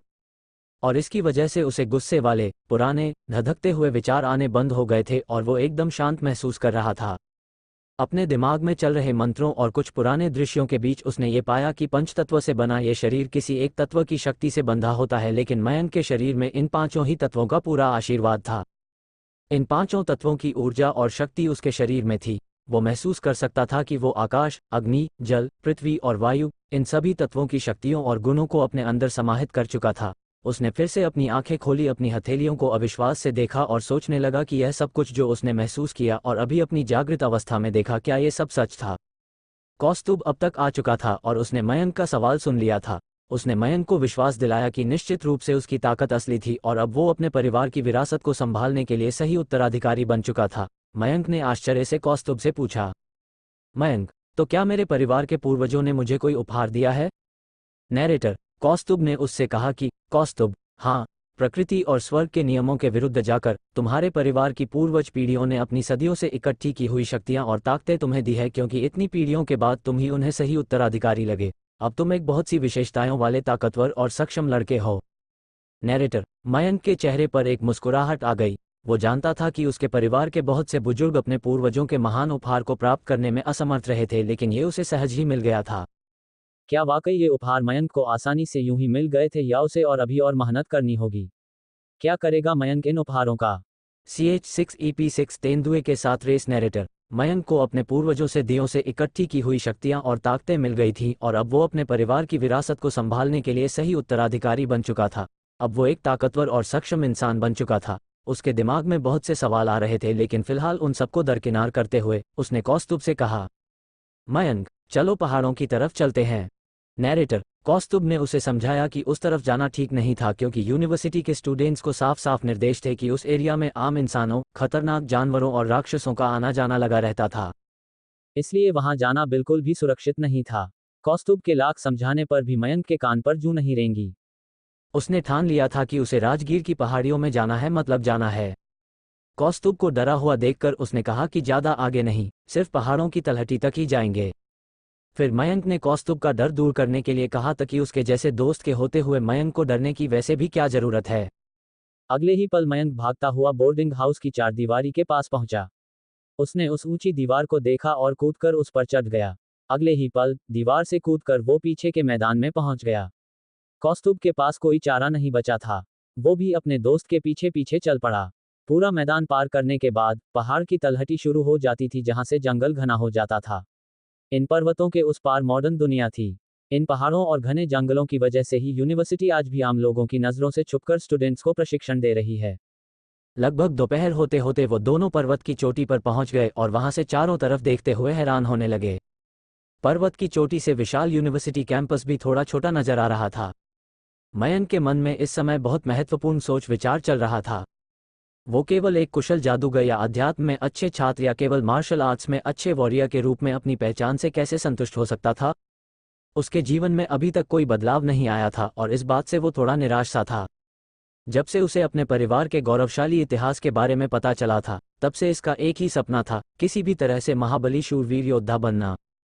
यानी ऐसा योद्धा जो न केवल पढ़ाई लिखाई में बल्कि युद्ध विद्या में भी पारंगत हो, जिसका शस्त्र संचालन उत्तम और बुद्धि का प्रयोग पूरी तरह विकसित हो, मन पर विजय यानी अपने विचारों और अपनी प्रतिक्रिया ऊपर काबू पाना और इसके साथ साथ शारीरिक मानसिक और भावनात्मक स्तर पर अपने आप को इतना मजबूत कर लेना कि आसानी से कोई बात आप पर असर न करे। इनका एक और गुण था जिसे मयंक अपने में चाहता था। आज उसने अपने आप में जो भी बदलाव सुबह महसूस किए थे, उनके बाद वो आश्वस्त था कि उसका एक महाबली शूरवीर योद्धा बनने का सपना जल्द ही पूरा होने जा रहा था। जो कुछ पिछले 2 साल में नहीं हुआ था, वो पिछले 1 दिन में हो गया था और इससे मयंक का आत्मविश्वास बहुत बड़ा था और वो शक्तिशाली महसूस कर रहा था। सूरज इस वक्त आसमान में ठीक सिर के ऊपर चमक रहा था और उसके किरणें चारों तरफ फैली हुई थी। मयंक सूरज के बारे में सोचने लगा। तभी सूरज की किरणों में से एक रोशनी निकली जो आग की लपटों की तरह गर्म और चमकदार थी। चारों तरफ फैलती हुई ये मयंक के शरीर के चारों तरफ चक्कर लगाने लगी और ठीक उसके दिल वाली जगह पर पहुंचकर उसकी छाती के जरिए उसके पूरे शरीर में पहुंचने लगी। मयंक के शरीर का हर हिस्सा इस समय प्रकाशमान था और ऐसा लग रहा था कि जैसे वो आग की लपटों से घिरा हुआ था। कौस्तुभ ने देखा कि कुछ ही सेकंड में मयंक उसकी आंखों के सामने जलने लगा। धधकती हुई लपटों से मयंक के शरीर की त्वचा लाल हो गई थी और फिर एक कर्कश आवाज के साथ उसका शरीर उन लपटों के अंदर बदलता रहा। कौस्तुभ पहले इस बात को देखकर घबराया था, लेकिन जो हो रहा था उसे देखकर जब वो समझा तो वो खुश हो गया। आखिर सोया हुआ शेर जाग रहा था। कुछ ही सेकंड के बाद मयंक की त्वचा किसी क्रिस्टल की तरह चमक उठी और आग की तरह चमकदार भी थी। उसके शरीर के हर रोमकूप में रोशनी की किरणें घुस गई और जोरदार गड़गड़ाहट की आवाज हुई। ये सब कुछ बहुत जल्दी हो रहा था। बहुत सारी रोशनी, आग, तेज आवाजें। सौभाग्य से पहाड़ की चोटी पर मयंक और कौस्तुभ के अलावा तीसरा कोई नहीं था जो ये सब देख या सुन पाता। ये वाकई एक चौंकाने वाली बात थी, क्योंकि अगर कोई और इसे देख लेता तो बवाल हो जाता। कुछ और देर हुई और शाम हो गई। सूरज डूबने लगा। मयंक का पूरा शरीर आग की लपटों में घिर चुका था। ऐसा लग रहा था कि उसके शरीर के अंदर कोई तूफान चल रहा हो। उसकी हड्डियों के लगातार चटकने की आवाज आ रही थी। आखिरकार जब धीरे धीरे सूरज क्षितिज के नीचे गायब हो गया तो ये सब रुक गया और मयंक ने धीरे धीरे आंखें खोली। कौस्तुभ वहीं बैठा हुआ था और उसने मयंक से कहा, कौस्तुभ, आज तो तुमने कमाल कर दिया।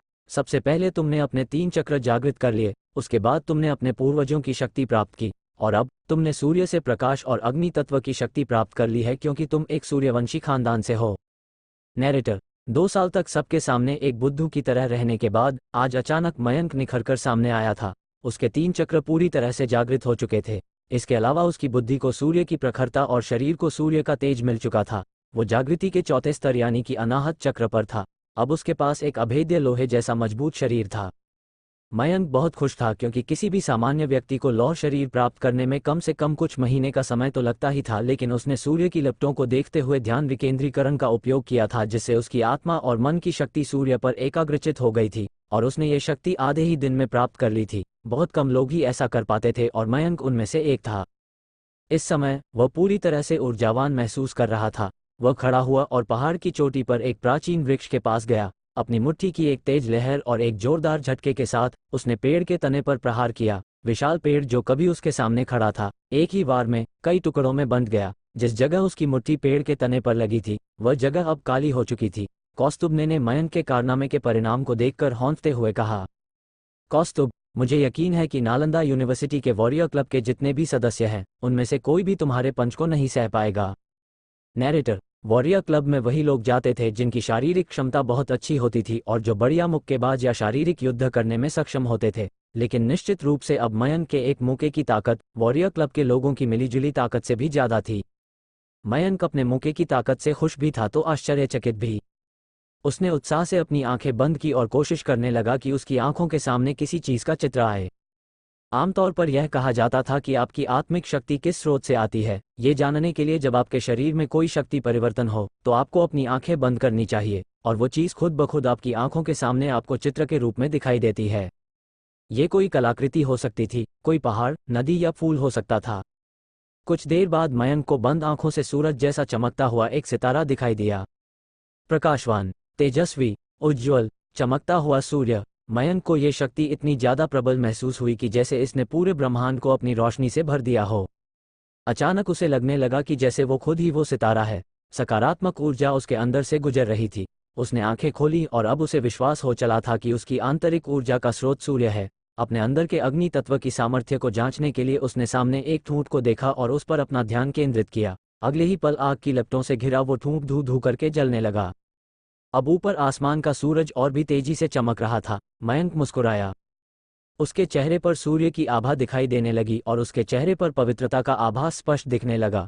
उसने अपने दोस्त कौस्तुभ को देखा और उसे बताया कि उसे अपनी आंखें बंद करने पर एक सूर्य जैसा चमकता सितारा दिखाई दिया था और इसका मतलब था कि मयंक की ऊर्जा का स्रोत सूर्य देव थे। जहां मयंक अपने अंदर हुए बदलावों से हैरान था, वहीं कौस्तुभ बाहरी बदलावों से हैरान था। मयंक के शरीर में कुछ बदलाव आए थे। पतला दुबला, मरेल सा दिखने वाला मयंक अचानक शारीरिक सौष्ठव का उदाहरण बन गया था।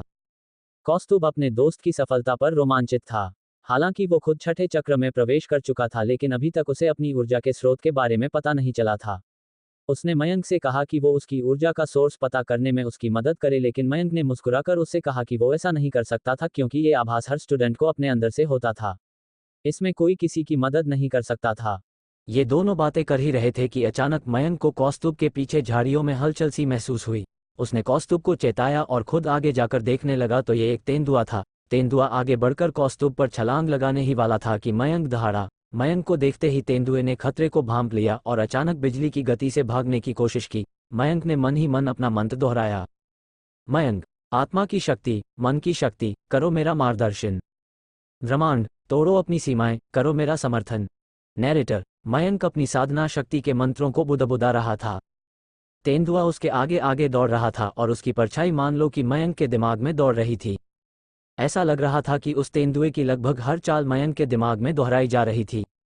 मयंक अनजाने में उस तेंदुए के हाव भाव की नकल कर रहा था। वो हवा में उछलता हुआ तेजी से भाग रहा था। कौस्तुभ भी भाग रहा था, लेकिन वो तेंदुए की रफ्तार से ताल मिलाने के लिए अभी पर्याप्त कुशल नहीं था, इसलिए तेंदुआ उसकी पहुंच से दूर होता जा रहा था। मयंक महसूस कर रहा था कि उसके शरीर में सिर्फ ताकत नहीं थी, हवा की शक्ति थी। उसने तेंदुए के आसपास के वायु तत्व की शक्ति को समझने की कोशिश की और फिर उसे लगा कि जैसे उसके शरीर ने भी हवा से उस ऊर्जा को अवशोषित कर लिया है। कुछ ही पलों में मयंक जैसे हवा में उड़ रहा था और तेंदुए के पास था। कौस्तुभ ने रफ्तार बढ़ाई और तेजी से दौड़ता हुआ एक नुकीली पेड़ की टहनी लेकर तेंदुए की तरफ दौड़ने लगा। मयंक ने उसे रोकते हुए कहा कि वो तेंदुए को जाने दे, क्योंकि मयंक को उससे जो सीखना था वो सीख चुका था। कौस्तुभ ने खुद मयंक को तेंदुए की चाल की नकल करते हुए और वायु तत्व की शक्ति को सोखते हुए देखा था। मयंक ने खुश होते हुए उसे बताया, मयंक, आज मैंने ये भी सीख लिया कि अगर मैं तेंदुए की तरह अपनी तकनीक का अभ्यास करता हूं तो मेरे पास वायु जैसी गति और शक्ति हो जाएगी। हालांकि ये अभी पर्याप्त नहीं है, मुझे इस पर अभी और काम करना होगा। मयंक को और क्या क्या करना होगा अपनी सभी शक्तियों को जागृत करने के लिए, और क्या ये लापरवाह लड़का इतनी मेहनत कर पाएगा? जानने के लिए सुनते रहिए महाबली मयंक। CH7EP7 शाश्वती से सामना। नैरेटर, जंगल में पहले दिन ही मयंक ने अपनी अंतर्निहित ऊर्जा के स्रोत को पा लिया और उसका आत्मविश्वास बढ़ने लगा। साथ ही बढ़ी उसकी और जानने और खोजने की जिज्ञासा। अब अगले कुछ दिनों तक मयंक रोज राजगीर की पहाड़ियों पर आने लगा। वहां उसने बंदरों, बाघों, शेरों और यहां तक कि पक्षियों के शरीर के आंदोलनों, कंपनी और मूवमेंट को देखा और उनकी नकल की। हर एक दिन वो कुछ ना कुछ नया सीखता गया और उसकी प्रगति होती गई। आखिरकार 10वें दिन उसने चौथे चक्र यानी कि अनाहत चक्र और 5वें चक्र यानी विशुद्धि चक्र को जागृत कर लिया। इस दिन और कुछ नहीं करने का सोचकर दोनों दोस्त टहलते हुए जंगल के अंदर चले गए। जंगल घना होता जा रहा था और सूरज की किरणों की रोशनी मध्यम होती जा रही थी। कुछ दूर चलने पर उन दोनों को महसूस हुआ कि जमीन हल्की हल्की कांप रही थी और उनके चारों तरफ के पेड़ जोर जोर से हिल रहे थे। वो सोचने लगे कि कहीं भूकंप तो नहीं आ गया था। तभी उन्हें एक भयानक आवाज सुनाई दी। इस आवाज को सुनकर कमजोर दिल लोग डर सकते थे, लेकिन दोनों बहादुर लड़कों ने एक दूसरे की तरफ देखा और फिर उस आवाज के स्रोत की तरफ चल पड़े। जैसे जैसे वो दोनों आवाज की दिशा में आगे बढ़ते जा रहे थे, जमीन पर बहुत जोर से झटके लग रहे थे और अंत में उन्होंने पेड़ों के घने झुरमुट में एक विशाल, गुस्से में भरे हुए यति को देखा जो 5 मीटर से भी ज्यादा लंबा था। मयंक और कौस्तुभ पेड़ों के पीछे छुपकर खड़े होकर उस दानव को देख रहे थे। ये विशाल यति बहुत खतरनाक लग रहा था, लेकिन आश्चर्य की बात थी कि इसके ठीक सामने एक बेहद खूबसूरत और प्यारी लड़की खड़ी थी। लड़की ने सफ़ेद कपड़े पहन रखे थे और उसके लंबे खुले बाल हवा में लहरा रहे थे। उसका चेहरा इतना खूबसूरत था कि निश्चित तौर पर बड़ी होने के बाद उसकी खूबसूरती की मिसालें दी जाने वाली थीं। वो इतनी प्यारी लग रही थी कि मयंक ने कौस्तुभ से कहा कि जब ये बड़ी होगी तब ये हेलेन ऑफ ट्रॉय, महारानी गायत्री देवी जैसी खूबसूरत महिलाओं जैसी खूबसूरत होगी। फिर मयंक ने उसे ध्यान से देखा और उस लड़की को पहचानते हुए अपने दोस्त को बताया। मयंक, अरे यार, ये लड़की तो शाश्वती है, मैं उसे जानता हूँ। नैरेटर, दरअसल ये लड़की नालंदा यूनिवर्सिटी में एक लेजेंड थी। मयंक उसकी खूबसूरती को देखता रह गया। कौस्तुभ ने पूछा कि क्या हमें इस लड़की की मदद करनी चाहिए, तभी मयंक बोला, मयंक रुको, लगता है कि ये यति घायल हो गया है। नैरेटर, मयंक ने देखा कि यति के शरीर पर चारों ओर घाव थे, जबकि लड़की सुरक्षित दिख रही थी। अचानक वो यति चीखा और तेज गर्जना के साथ लड़की की ओर बढ़ा। उनके आकार के भारी अंतर के कारण ऐसा लग रहा था कि लड़की एक भी हमले का सामना नहीं कर सकती। शाश्वती हमले से बचने के लिए तेजी से एक पेड़ की तरफ उछली। यति ने एक ही वार में पेड़ को गिरा दिया। फिर उसने उस पेड़ को शाश्वती को मारने के लिए हथियार के रूप में उठाया और एक झटके में शाश्वती की तरफ फेंक दिया। यति में बहुत ज्यादा ताकत होने के कारण उसका थ्रो जबरदस्त था और उसकी ताकत भयानक थी। शाश्वती शांत रही। वह पूरी हवा में उछल गई। उसने पत्तों को अपने हथियार के रूप में इस्तेमाल किया। पत्ते उस यति की ओर ऐसे फेंके जैसे कि वे ब्लेड हों। यति ने हाथ में पेड़ लेकर पत्तियों के ब्लेड को रोकने की कोशिश की। पत्ते बहुत सारे थे और तेजी से यति पर वार कर रहे थे। हालांकि वो पत्तों को रोकने की कोशिश कर रहा था, लेकिन थोड़ी देर बाद उसके हाथ में पकड़ा हुआ पेड़ का तना लगभग टुकड़ों में कट गया था। चारों ओर मिट्टी और कंकड़ उछलकर उसने लगे। शाश्वती एक और पेड़ के पीछे गिर गई और उसने अपनी आंखें बंद कर लीं। अचानक सारा उड़ता हुआ मलबा यति की ओर आ गया। मलबे का हर टुकड़ा एक छोटे ब्लेड की तरह था। एक साथ वे सारे टुकड़े उस यति की त्वचा को थोड़ा थोड़ा करके काटकर उसे घायल कर रहे थे और उसकी आक्रामकता को कम कर रहे थे। इससे भी अधिक भयावह था मलबे का चरम यानी उस्त्रे जैसा तीखा भाला जो शाश्वती द्वारा बनाया गया था और यति पर दाग दिया गया था। मयंक ने ये सब देखा और वो हैरान रह गया। युद्ध विद्या में इतनी पारंगत लड़की, इतने अच्छे शस्त्र बनाने का ज्ञान, कमल था। वो पूरी तरह से चौंक गया था। एक पल बाद उसने देखा कि यति की आंख में वो भाला लगा और घायल यति दर्द में तड़पता हुआ कराह उठा और भागने लगा। रास्ते में आने वाले हर पेड़ को उसने उखाड़ा और गिरा दिया। शाश्वती ने यति का पीछा नहीं किया।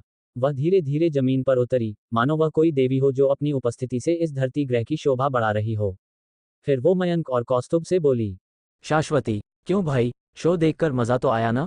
नैरेटर, इतना कहकर शाश्वती धीरे से मुस्कुराई। मयंक और कौस्तुभ अपने छिपने के स्थानों से बाहर निकले और उस लड़की को देखा जो उनकी उम्र की ही थी। मयंक ने उससे पूछा कि क्या वो पंच तत्वों के विद्या में माहिर थी, क्योंकि उसे देखकर यही लगा था।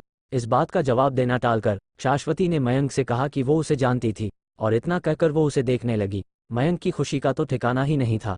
यूनिवर्सिटी की इतनी खूबसूरत लड़की उसे जानती है, ये सोचते ही उसका दिल बल्लियों उछलने लगा। वो बोला, मयंक, लगता है कि मैं काफी पॉपुलर हूँ। नैरेटर, शाश्वती बिना मुस्कुराए बोली, शाश्वती, हम 2 साल पहले यूनिवर्सिटी के एंट्रेंस एग्जाम में मिले थे। तब तुमने मेरे बारे में कोई कमेंट किया था जो मैंने सुन लिया था। नैरेटर, जिस तरह का मयंक का लड़कियों को लेकर स्वभाव था उसे याद करके वो एक पल के लिए सब पकाया, लेकिन वह जल्द ही शांत हो गया और फिर उसने शाश्वती से पूछा कि उसने आखिर क्या कहा था। शाश्वती ने उसकी तरफ देखा और उसे बहुत प्यारी से मुस्कान दी, जिसे देखकर मयंक को लगा कि उसका दिल किसी भी पल उसके सीने से बाहर निकल आएगा। फिर उसने अपनी खूबसूरत आंखों से मयंक की आंखों में झांकते हुए कहा, शाश्वती, तुमने अपने किसी दोस्त से पूछा था कि क्या मैं कोई खूबसूरत परी हूँ? नैरेटर, इतना कहकर शाश्वती फिर से मुस्कराई और फिर वो जंगल में चली गई। मयंक कुछ लम्हे उसे जाते हुए देखता रहा और फिर उसके होठों से निकल पड़ा कि बेशक ये परी ही तो थी। कौस्तुभ ने उसे छेड़ते हुए कहा, कौस्तुभ, लगता है तुझे अभी तक सब कुछ याद है यार। नैरेटर, मयंक ने 2 साल पहले के उस दिन को याद करने की कोशिश की जब वो 15 साल की शाश्वती से मिला था। तो उसने कौस्तुभ से ही कहा था कि, मयंक, अरे यार जरा इस बंदी को देख, कोई इंसानी लड़की कभी इतनी सुंदर हो सकती है क्या? ये जरूर आसमान से उतरी कोई परी है। और देखना कुछ सालों में ये इस धरती पर सारे के सारे मर्दों के लिए खतरा बन जाएगी। जहां से गुजरेगी लोगों के दिल घायल करेगी और एम्बुलेंस बुलानी पड़ेगी। नैरेटर, मयंक इस बात को याद ही कर रहा था कि कौस्तुभ ने उससे कहा कि, Kaustubh, she is way out of your league, she is way out of your league. मतलब उसका ख्याल छोड़ दे, तेरे लेवल से बहुत ऊपर की बंदी है। लोग कहते हैं कि उसने 7 चक्र जागृत कर लिए हैं और अयारी और मंत्र साधना दोनों में महारत हासिल कर चुकी है। मैं तो सोच भी नहीं सकता उसने अभी जो मंत्र इस्तेमाल किए थे वो कितने अद्भुत थे। बहुत से लोग जो काम मुश्किल से भी नहीं कर सकते हैं उन्हें वो चुटकी बजाते ही कर लेती है। कहते हैं कि यूनिवर्सिटी के किसी महान गुरु ने पहले ही उसे अपनी निजी शिष्या बना लिया है और उसे ट्रेनिंग दी जा रही है। उसके पीछे लड़कों की लंबी लाइन लगी है, लेकिन उनमें से कोई भी उसकी खूबसूरती और उसके टैलेंट की बराबरी नहीं कर सका आज तक। नैरेटर मयंक ने अपने दोस्त का मजाक उड़ाते हुए कहा, मयंक, तुम्हारे मुंह से किसी की इतनी तारीफ, इसका मतलब तो यही है कि वो लड़की तुम्हारा दिल उड़ा कर ले गई है। नैरेटर कौस्तुभ ने ना में अपना सिर हिलाते हुए कहा कि उसे लगता था कि शाश्वती मयंक में इंटरेस्टेड थी। मयंक ने उसकी पीठ थपथपाते हुए कहा, मयंक, चल यार कोई ना, अब तेरी यही किस्मत है तो यही सही। अगर वो मेरे पीछे है तो तू उस लड़की के बारे में सोचना बंद कर दे। नैरेटर दोनों वापस चलने लगे। अभी कुछ कदम ही चले थे कि मयंक कौस्तुभ की तरफ मुड़ा और बच्चों की तरह मुस्कुराते हुए उससे बोला, मयंक, वैसे तुमसे सच बात अगर ईमानदारी से कहूं तो मैं उससे शादी करना चाहता हूं। वो डेफिनेटली बीवी बनने के लिए सही कैंडिडेट है। नैरेटर इतना कहकर मयंक हंसने लगा और वापस चल दिया। उसके पीछे पीछे चलता हुआ कौस्तुभ ये सुनकर लड़खड़ा गया। उसने पीछे से मयंक को देखा। ये लड़का क्या बोलकर गया था शाश्वती बारे में, शादी करने के लिए एक सही कैंडिडेट, सिर्फ एक कैंडिडेट, क्या घटिया मजाक है। SFX change over, establish scene change. Narrator इसी तरह पलक झपकते ही वक्त बीतता गया और अब मयंक को राजगीर की पहाड़ियों में जाकर अपने छुपे हुए टैलेंट और क्षमताओं को पहचानते और निखारते हुए 20 दिन से ज़्यादा बीत चुके थे। उसके शरीर में बहुत ज़्यादा बदलाव आया था। उसकी आंखें कभी भी इतनी ज़्यादा ऊर्जा से भरी हुई नहीं दिखती थी। अब वो आलसी नहीं रहा था। उसकी चाल ढाल बदल गई थी और शरीर मजबूत हो गया था। वो यूनिवर्सिटी के अंदर मैदान में चल रहा था और सब लोग उसे घूर कर देख रहे थे। एक स्टूडेंट से रहा नहीं गया और वो चिल्लाया, स्टूडेंट, ओए बदमाश, इतने समय तक कहाँ छुपा हुआ था? भूल गया क्या कि क्वार्टरली एग्जाम्स में सिर्फ 8 दिन रह गए हैं? या डर के चुप गया था? नैरेटर स्टूडेंट्स के ग्रुप्स में मयंक को देखते ही कानाफूसी शुरू हो गई। लगभग 20 दिन पहले उसने जो कांड किया था वो जंगल की आग की तरह पूरी यूनिवर्सिटी में फैल चुका था। हर स्टूडेंट को पता था कि 20 दिन पहले उसने क्लास में मिस लोपामुद्रा के साथ बदतमीजी की थी और उसके बाद फर्स्ट ईयर की बेहद खूबसूरत और हॉट स्टूडेंट इरावती के साथ पूरी क्लास के सामने फ्लर्ट किया था। मयंक यूं तो चुपचाप चल रहा था, लेकिन सबसे कमाल की बात यह थी कि उसके सुनने की क्षमता बहुत ज़्यादा तेज हो चुकी थी और वो दूर से भी लोगों की फुसफुसाहट को सुन सकता था। उसने गुस्से से कौस्तुभ से कहा कि इनमें से काफ़ी सारे लोग अगर नहीं सुधरे तो अपने लिए परेशानी मोल ले लेंगे। कौस्तुभ ने उसे शांत करने और समझाने के लिए उसके कंधे पर हाथ रखा और दोनों अपनी क्लास की तरफ चलने लगे। दरअसल मिस लोपामुद्रा और इरावती दोनों ही कमाल की खूबसूरत और हॉट लड़कियां थीं। दोनों की दोनों यूनिवर्सिटी में बहुत पॉपुलर थीं और उनके चाहने वालों की लंबी लाइनें थीं। खास तौर पर मिस लोपामुद्रा के दीवाने तो बहुत ज़्यादा लड़के थे। 17 साल की उम्र में वो निहायत ही खूबसूरत होने के साथ साथ पूरी तरह से विकसित शरीर की मालकिन थी। उसका आकर्षक फिगर किसी के भी होश उड़ा देने के लिए काफ़ी था। इसलिए जब लड़कों को ये पता लगा कि मयंक ने मिस लोपामुद्रा के साथ फ्लर्ट करने की कोशिश की थी तो ये बात किसी से बर्दाश्त नहीं हुई। और दूसरी तरफ क्यूट और हॉट इरावती में बहुत से लड़के अपनी फ्यूचर गर्लफ्रेंड देखते थे, इसलिए उसके साथ मयंक का खुल्लम-खुल्ला फ्लर्ट करना भी किसी के गले से नीचे नहीं उतरा। बचपन की दोस्त, खूबसूरत इरावती या सबको दीवाना बना देने वाली शाश्वती, कौन लेगी मयंक की जिंदगी में खास जगह? जानने के लिए सुनते रहिए Mahabali Mayank. CH888 martial arts या परफॉर्मिंग आर्ट्स नैरेटर लगभग 20 दिनों तक बाकी स्टूडेंट्स और क्लासेस से रहकर राजगीर के पहाड़ों पर अपनी क्षमताओं को पहचानने में लगा मयंक आखिरकार कौस्तुभ के साथ सुबह के वक्त अपने कमरे की तरफ जा रहा था। वो दोनों मैदान में चलने के लिए बने पत्थरों के पतले रास्ते पर चल रहे थे। उनके आगे पीछे बहुत से स्टूडेंट्स अपनी अपनी क्लासेस में आ जा रहे थे। मयंक को कई नई शक्तियां मिली थीं, जिनमें से एक थी दूर से भी आवाज़ों को स्पष्ट सुन लेना। मैदान में चलते हुए मयंक ने मुस्कुराकर कौस्तुभ से कहा कि वो सुन सकता था कि लोग बहुत ज़्यादा नाराज थे, लेकिन उसके लिए डरने की कोई बात नहीं थी क्योंकि उसका साथ देने के लिए उसका जिगरी कौस्तुभ उसके साथ मौजूद था। कौस्तुभ ने उसे देखते हुए कहा कि अब मयंक बहुत सारी शक्तियां हासिल कर चुका था और किसी से भी जीतने में सक्षम था, इसलिए अब कौस्तुभ को लगता था कि मयंक बहुत सारी चीज़ों को खुद संभाल सकता था। एक अच्छा दोस्त होने के नाते कौस्तुभ हमेशा अपने दोस्त को प्रोत्साहित करता रहता था ताकि उसका हौसला बुलंद रहे। मयंक ने कौस्तुभ से कहो कि वो थोड़ा लो प्रोफाइल रहना चाहता था और जब तक वो अपना रिजल्ट पूरी तरह से बेहतर न कर ले तब तक लोगों को उसके बारे में कुछ भी पता न चले। इतना कहकर मयंक ने अपने हाथों को पीठ के पीछे बांधा और घमंड से आगे चलने लगा। कौस्तुभ ने अपने आगे चलते हुए इस नमूने को देखा और सोचने लगा कि ये क्या घटिया इंसान था। जब ये मूलाधार चक्र पर फंसा हुआ था तब इसने सबको अपने राजवंश से होने के बारे में बता दिया था, और अब जब वास्तव में वो राजवंश की शक्तियां हासिल कर चुका था और उन्नति कर रहा था तो ये लो प्रोफाइल रहना चाहता था, लोगों से अपनी ताकत छुपाना चाहता था। कोई इतना ज्यादा विरोधाभासी कैसे हो सकता था? थोड़ी देर में दोनों हॉस्टल में वापस आ गए। इनके साथ कई और स्टूडेंट्स भी थे जो अपने अपने कमरों की तरफ चलने के लिए जाने के लिए चल रहे थे। लेकिन ये सिर्फ स्टूडेंट नहीं थे। मैदान के बीचों बीच दो ग्रुप्स थे। दोनों समूह रास्ते में मिले और नजरों के आदान प्रदान से स्पष्ट हो गया कि दोनों ही खेमे युद्ध के लिए तैयार थे। कुछ समय बाद अपने अपने मतभेदों को अलग रखते हुए सभी स्टूडेंट्स हॉस्टल की तरफ चल दिए क्योंकि आखिरकार रहना उन्हें वही था। कुछ स्टूडेंट जो पहली मंजिल की बालकनी में खड़े थे और ये नीचे से गुजरने वाले स्टूडेंट्स को देख रहे थे, उनमें से एक ने बाकी स्टूडेंट्स को समझाते हुए कहा, स्टूडेंट, ये नीचे तुम जो स्टूडेंट देख रहे हो ना, इनमें बाईं तरफ वाले मार्शल आर्ट स्कूल के वॉरियर्स हैं। इनकी यूनिफॉर्म सिल्वर है। वो देखो, इनके कप्तान ध्रुव को, उनका कवच और यूनिफॉर्म सब सिल्वर है। और जो दूसरे स्टूडेंट्स तुम देख रहे हो वो अयारी और जादू के स्टूडेंट्स हैं। नैरेटर, कुछ स्टूडेंट्स अब मयंक और कौस्तुभ के पीछे भी जा रहे थे और यह सभी के सभी यूनिवर्सिटी में अच्छा परफॉर्म करने वाले स्टूडेंट्स थे। हालांकि मिस लोपामुद्रा और इरावती के साथ जो कुछ भी हुआ था उसके कारण इनके दिलों में जो जलन पैदा हुई थी वो अभी खत्म नहीं हुई थी, क्योंकि दिल के मामलों में माफ करना इतना आसान नहीं होता। नालंदा यूनिवर्सिटी के अंदर मार्शल आर्ट स्कूल में कई तरह के युद्ध कौशल सिखाए जाते थे, जिनमें लट्ठबाजी, तलवारबाजी और योद्धा क्लब प्रमुख थे। इस क्लब के वॉरियर्स को सभी तरह के मार्शल आर्ट सिखाए जाते थे। मार्शल आर्ट स्कूल की बिल्डिंग काफ़ी बड़ी थी और 7 मंजिला थी। इसमें ज़्यादातर 2 समूहों में स्टूडेंट्स को बांट दिया जाता था ताकि उनमें अलग अलग कंपटीशन कराए जा सके। इनमें से एक ग्रुप ने अपने कपड़ों के ऊपर चांदी के कवच पहने हुए थे। ये लोग महाबली शूरवीर बनने की तैयारी में थे और योद्धा कहलाते थे। इनका कप्तान ध्रुव था जो सभी सब्जेक्ट्स का टॉप परफॉर्मर था।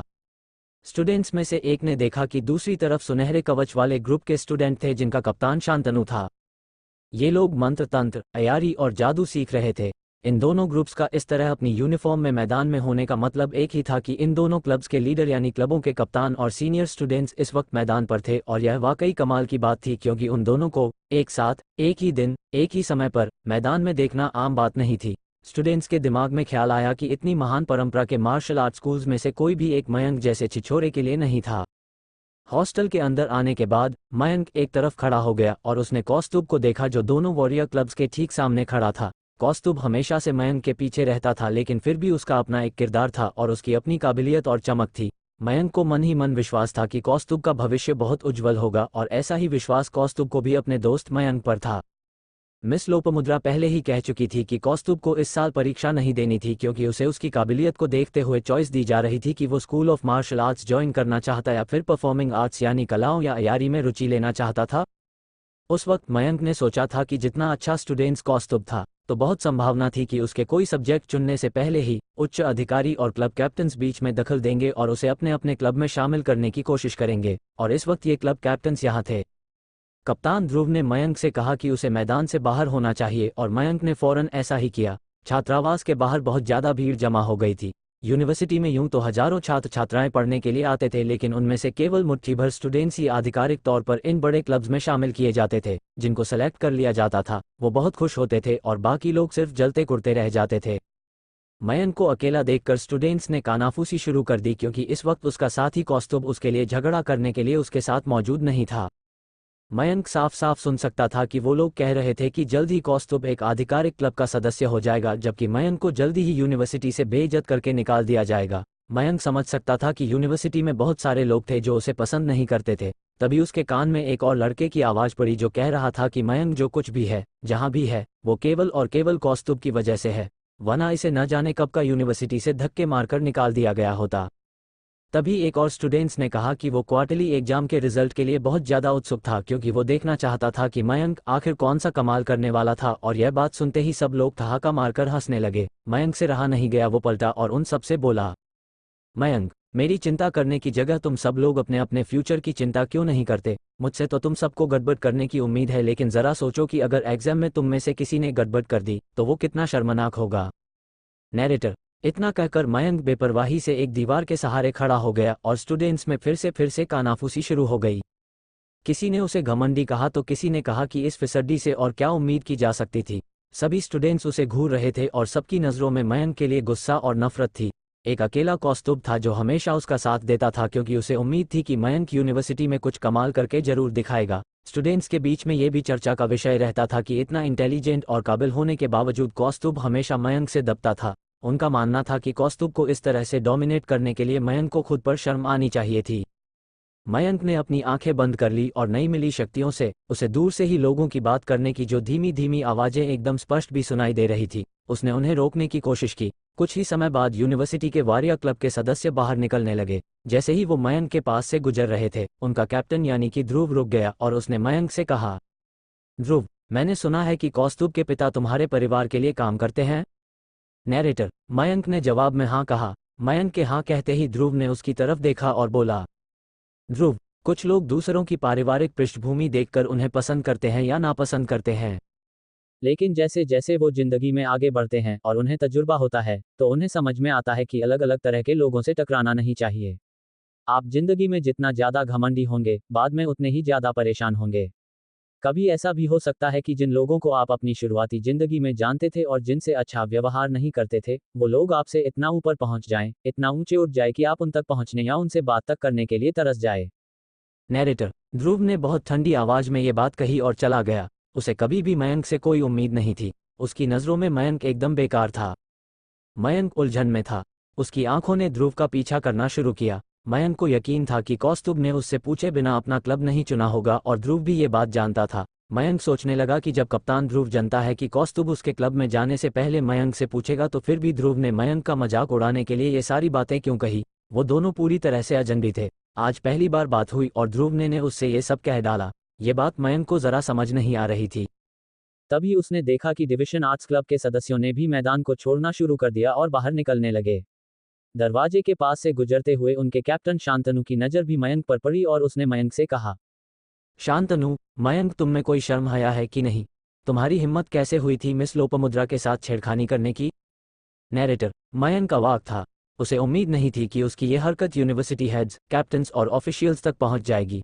शांतनु ने आगे कहा, शांतनु, कैप्टन ध्रुव मार्शल आर्ट्स स्कूल से है और भले ही मिस लोपामुद्रा तलवारबाजी के क्लब से है, लेकिन तलवारबाजी मार्शल आर्ट्स क्लब से ही जुड़ी हुई है।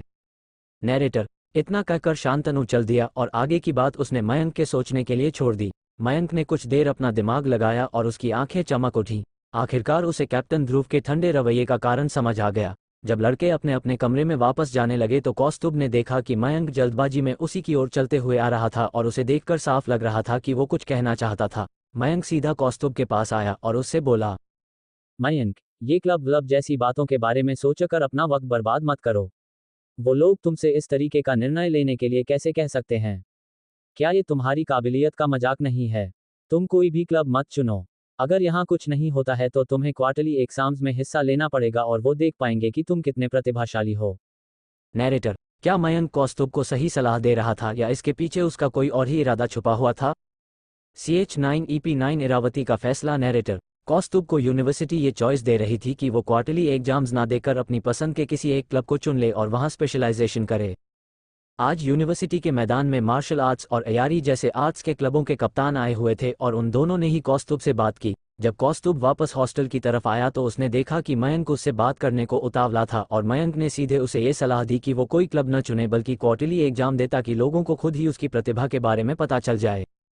कौस्तुभ अपने दोस्त मयंक की बात से हैरान ही नहीं बल्कि वो स्तब्ध था। मयंक के चेहरे को देखकर लग नहीं रहा था कि वह इस बात पर कोई डिस्कशन करना चाहता था। कौस्तुभ ने इस बारे में कुछ सोच रखा था, लेकिन उसे लगा कि इस विषय पर बात करने का ये सही वक्त नहीं था। कौस्तुभ खुद पर जितना भरोसा किया करता था, उससे ज्यादा उससे मयंक पर भरोसा था। क्वार्टरली परीक्षा से 7 दिन पहले की बात है। उस सुबह तड़के नालंदा यूनिवर्सिटी के परिसर में एक घंटी बजी। सारे के सारे स्टूडेंट्स अपने अपने छात्रावासों को छोड़ निकल पड़े और सभी एक ही दिशा में चल पड़े। हर साल इस समय के आसपास यूनिवर्सिटी सभी शिष्यों को इकट्ठा करती थी और क्वार्टरली परीक्षाओं के बारे में घोषणा करती थी। ये परीक्षा पूर्व स्टूडेंट्स की तैयारी के औचक निरीक्षण का भी समय था। सभी स्टूडेंट्स को व्यायामशाला पहुंचना था। आम स्टूडेंट्स के लिए बनाई गई व्यायामशाला विशाल थी, जिसमें आसानी से हजारों लोगों के एक साथ बैठने की व्यवस्था थी। बड़ी संख्या में स्टूडेंट्स लगातार व्यायामशाला में प्रवेश कर रहे थे, लेकिन ऐसा लग नहीं रहा था कि सभी के आ जाने के बाद भी वो पूरी भर सकेगी। इन स्टूडेंट्स के टीचर्स भी जल्द ही आ गए थे। मिस लोपामुद्रा आज मार्शल आर्ट्स की यूनिफॉर्म में आई थी, जो उसके सुडौल शरीर से चिपकी हुई थी और आसपास के सभी लोगों का ध्यान भटकाकर कुछ लोगों के दिल की धड़कनें तेज कर रही थी। तभी भीड़ में से कोई चिल्लाया, अरे देखो, वो यहाँ है। हंगामा करते हुए सभी स्टूडेंट्स उसी दिशा में देखने लगे। वहां से चलते हुए 2 लोग आए। ये कौस्तुभ और मयंक थे। भीड़ में से एक स्टूडेंट कह रहा था, स्टूडेंट, मैंने सुना है कि कल स्कूल के दोनों सीनियर कप्तान कौस्तुभ को अपने अपने क्लब में भर्ती करने गए थे। इस तरह का स्पेशल ट्रीटमेंट हर स्टूडेंट को नहीं मिलता है। कुछ तो बात है कौस्तुभ में, लेकिन तुम लोगों को उस लूजर मयंक को देखना चाहिए था कि वो किस तरह से कौस्तुभ के सामने चल रहा था। न जाने इस लड़के की इतनी हिम्मत कैसे हो जाती है। सबके सब स्टूडेंट्स मयंक को घूरने लगे। आखिरकार वो अकेला ही तो था इस यूनिवर्सिटी का कुख्यात नमूना, कोई भी उससे खुश नहीं था। सभी स्टूडेंट्स का मानना था कि कौस्तुभ भविष्य में जरूर किसी महत्वपूर्ण पद पर पहुंचेगा और जाना माना व्यक्ति बनेगा, लेकिन मयंक क्या करने वाला था? कुछ भी नहीं। हालांकि किसी भी स्टूडेंट ने सामने आकर सीधे सीधे मयंक को कुछ नहीं कहा, लेकिन सब मन ही मन उससे नाराज जरूर थे। उनमें से कोई भी कौस्तुभ के साथ उसकी दोस्ती को समझने में कामयाब नहीं हो पा रहा था। मयंक ने लोपामुद्रा को देखा और मुस्कुराते हुए उनका अभिवादन किया। वो सोच रहा था कि इतने प्यारे चेहरे और ऐसे हॉट फिगर के साथ कोई आश्चर्य की बात नहीं थी कि कप्तान ध्रुव भी मिस लोपामुद्रा के प्यार में पागल हो रहा था। मयंक को देखते ही मिस लोपामुद्रा के चेहरे की प्यारी सी मुस्कान गायब हो गई। उसने मयंक से पूछा कि वो इतने दिन से कहाँ गायब था, और मयंक ने उस जवाब में कहा कि वो बागवानी की कक्षाएं अटेंड कर रहा था, और क्योंकि उसने मिस लोपामुद्रा से वादा किया था कि वो एग्जाम पास करके दिखाएगा, इसलिए वो अपनी सारी ताकत झोंक रहा था। मयंक में बहुत से बदलाव स्पष्ट दिख रहे थे और इसलिए ऐसा नहीं लग रहा था कि वो झूठ बोल रहा है। इसलिए मिस लोपामुद्रा के हाव भाव थोड़े बदले। उसके दिल में मयंक के लिए थोड़ी दया और हमदर्दी आई। वो अपने से छोटी क्लास के स्टूडेंट्स की मेंटोर थी, इसलिए उसका फर्ज बनता था कि वो उन्हें प्रोत्साहित करे। लोपामुद्रा सोच रही थी कि हो सकता था कि अगर वो मयंक का हौसला बढ़ाए तो वो क्वार्टरली एग्जाम में थोड़ा ठीक ठाक परफॉर्म कर दे, और फिर लोपामुद्रा और बाकी टीचर्स के लिए यूनिवर्सिटी के अधिकारियों को इस बात के लिए मनाना आसान हो जाए कि वो मयंक को एक और मौका दे। खामखा किसी स्टूडेंट का भविष्य खराब होता लोपामुद्रा नहीं देख सकती थी। उसने मयंक से पूछा कि क्या वो मूलाधार चक्र से ऊपर बढ़ पाया था। मयंक ने अपने चेहरे पर जितना हो सकता था उतनी गंभीरता लाते हुए कहा कि वो अभी पहले चक्र से ही संघर्ष कर रहा था।